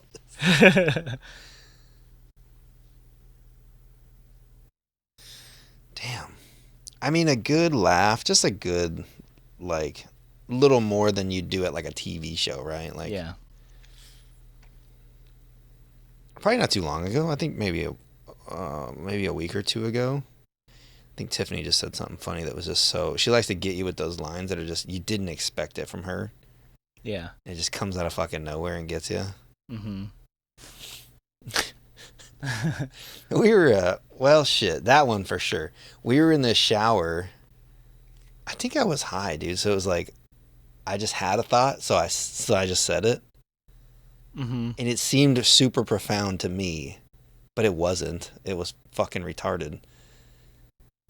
But I was sitting there and I was like, just letting the water run on me and just sitting there. I'm like, isn't it weird how you'll always be older than me? She's like 1 month older than me. Yeah. I'm like, isn't it weird? Like, I'll never be able to be older than you. And she's like, yeah, or taller. Fucking dude, it was it was so fast and so fucking clever and so funny. Yeah. And hit me right in the fucking feels, dude, like so fast. I lost it. Yeah. I was laughing so fucking hard from how fast it just came out.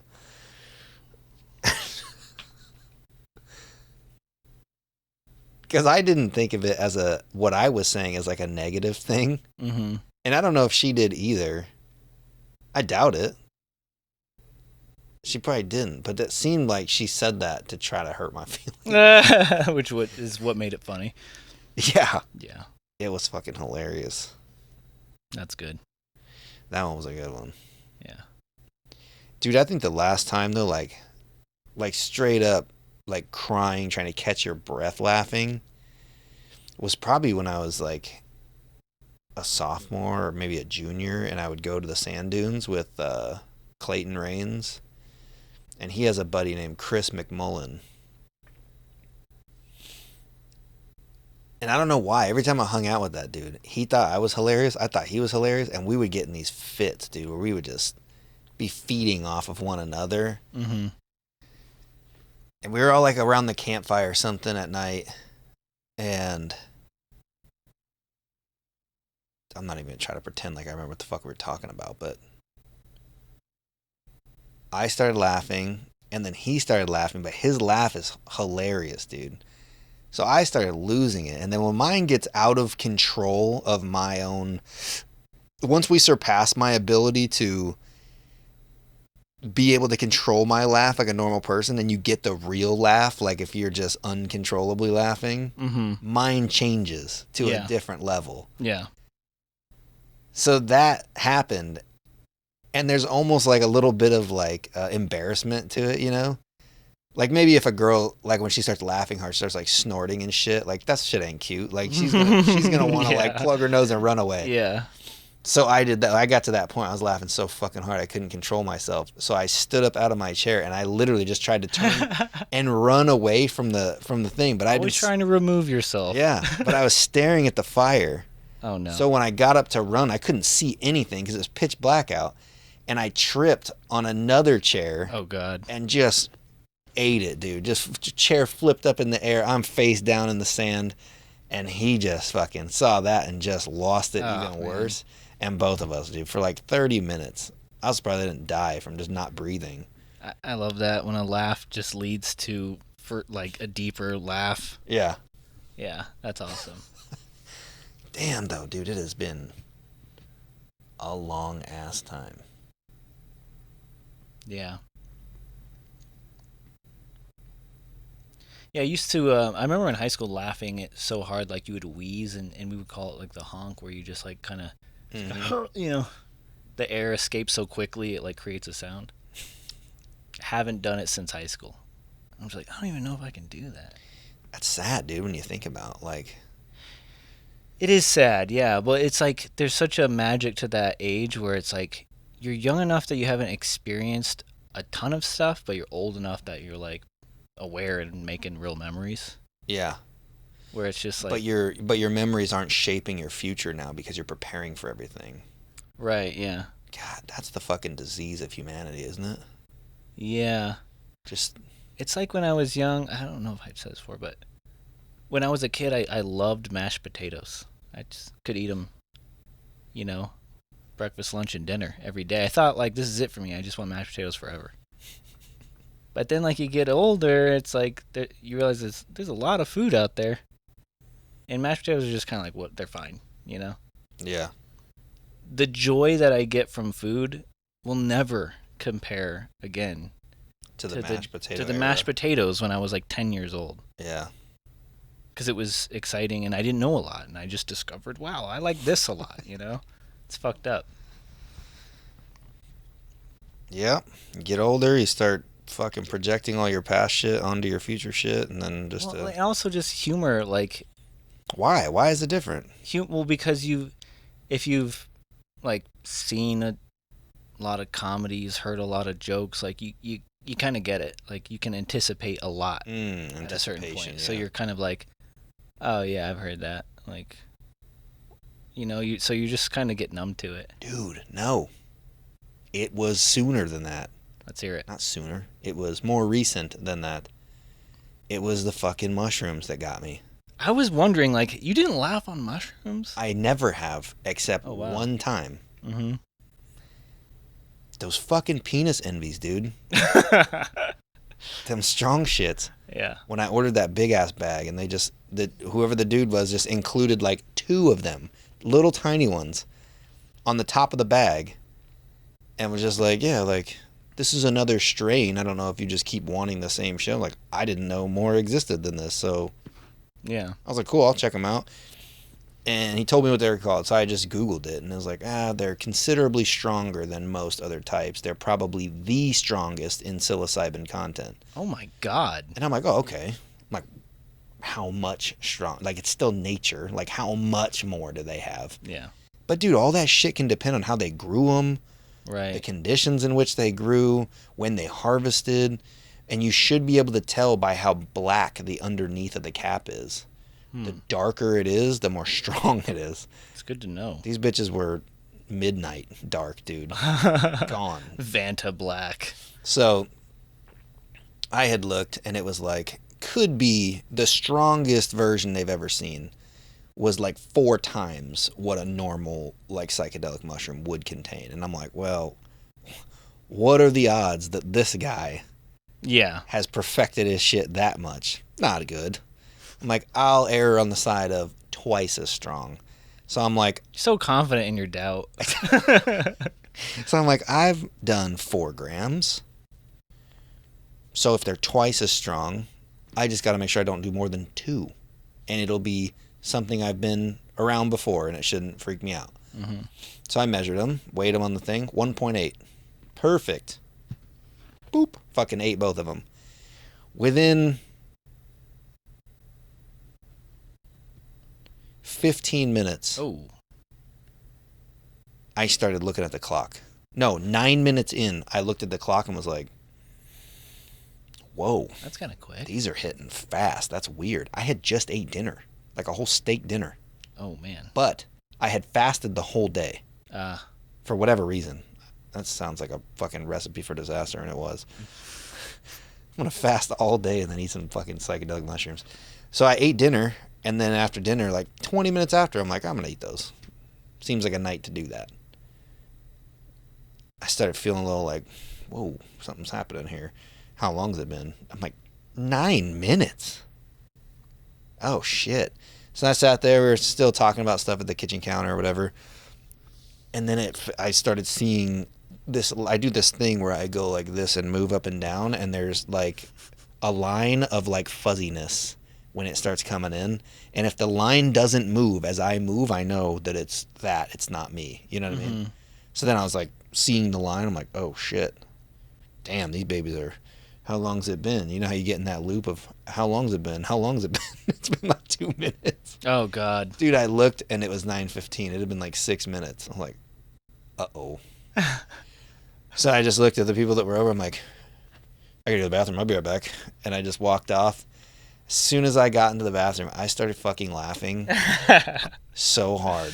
Yeah. Yeah, dude, I can't believe I forgot that when you prompted it. I laughed so hard that I threw up. Oh my god. Yeah, shrooms will get you. Collected myself a little bit, stood back up, and was like, trying to breathe it out. Went over to get water out of this thing, splashed on my face, and as soon as I saw myself in the mirror, I fucking lost it again, dude. I was laughing so hard. Everybody in the house came in there. They're like, "What is going on?" I'm like, "I don't know." Fucking kids are coming in there. What's so funny? I'm like, it's just funny. It's just there's some shit that's just funny right now. I don't know, dude. I was losing it. Yeah, that's awesome. Shrooms is good at revealing the fact that, like, if you can get there, literally all of life is really funny. If you can let yourself see the joke of it all. Yeah. Like, just the absurdity. Yeah, I had a similar experience, and this is not going to come across as funny, but I was on shrooms, so it was hilarious. But so I did shrooms, and do you laugh every time? Usually, at some point, usually. Yeah. Really? Damn. Not every time. Sometimes I'm just crying. Do you do it in fun environments? No. Dude, we got to do it together once. We should. Yeah. I think we owe it for science, like you said. Yeah, I think so.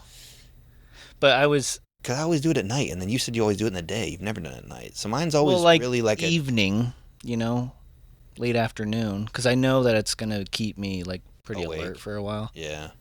But I usually clear a day. Like, this is a day I'm going to go do shrooms. I have no responsibilities. We should do that. We should go camping and do it. Fuck yeah. That's sketch, though. Well, if it's not at night, that might be really cool. Yeah. I always think at night because I'm always doing it at night because that's the only time I have to myself. That would be cool. What? Camp at night, fucking stars, trip out. I don't know if I'd like that. Yeah, I'd cry. I get a real overactive imagination. I do that like in my house. Yeah. Not high. Same. I'll get real worried about shit like popping out at me or like... Yeah. As soon as you hear a fucking pine cone hit the ground. Oh my God. Or a fucking owl or something real that's going to really like... Yeah. Let's get in the car. All right. Yeah. No. So I was doing shrooms. I have like a sleep mask on, and I'm just like, I'm fucking doing the work, I'm like laying there. I'm just figuring out all the secrets to the universe. And I'm like really contemplative. And probably like I was like that for 40 minutes or so. That was really 3 minutes. Probably. And then I'm done. I feel like I've got what I came for, and I take the mask off, and I open my eyes for the first time the whole trip, and I see a roll of paper towels, and I just fucking lose it, dude. And I don't even know how to explain it, but like I saw these paper towels, and I saw like all of the progress of human civilization. I'm thinking of like fucking cavemen, and eventually fucking hunter-gatherers, and like people who are like dying of starvation, until eventually we like cut down trees to make papyrus, to like have paper to record history, to like now we have books, and now we just cut down trees so we can wipe off shit and like jizz onto it, And I'm just like, that is fucking absurd, dude. I could not keep it together. That like, how am I so upset right now about anything when we have paper towels? Like, just we cut down a tree so we can throw it away. Like, that's just crazy to me. Don't get you. Yep. All right, that's our show, ladies and gentlemen, and I have still yet to figure out a proper way to end, but... What if we both just scream as loud as we can? Just like anti-ASMR. What if we just pretend like we're screaming and then later...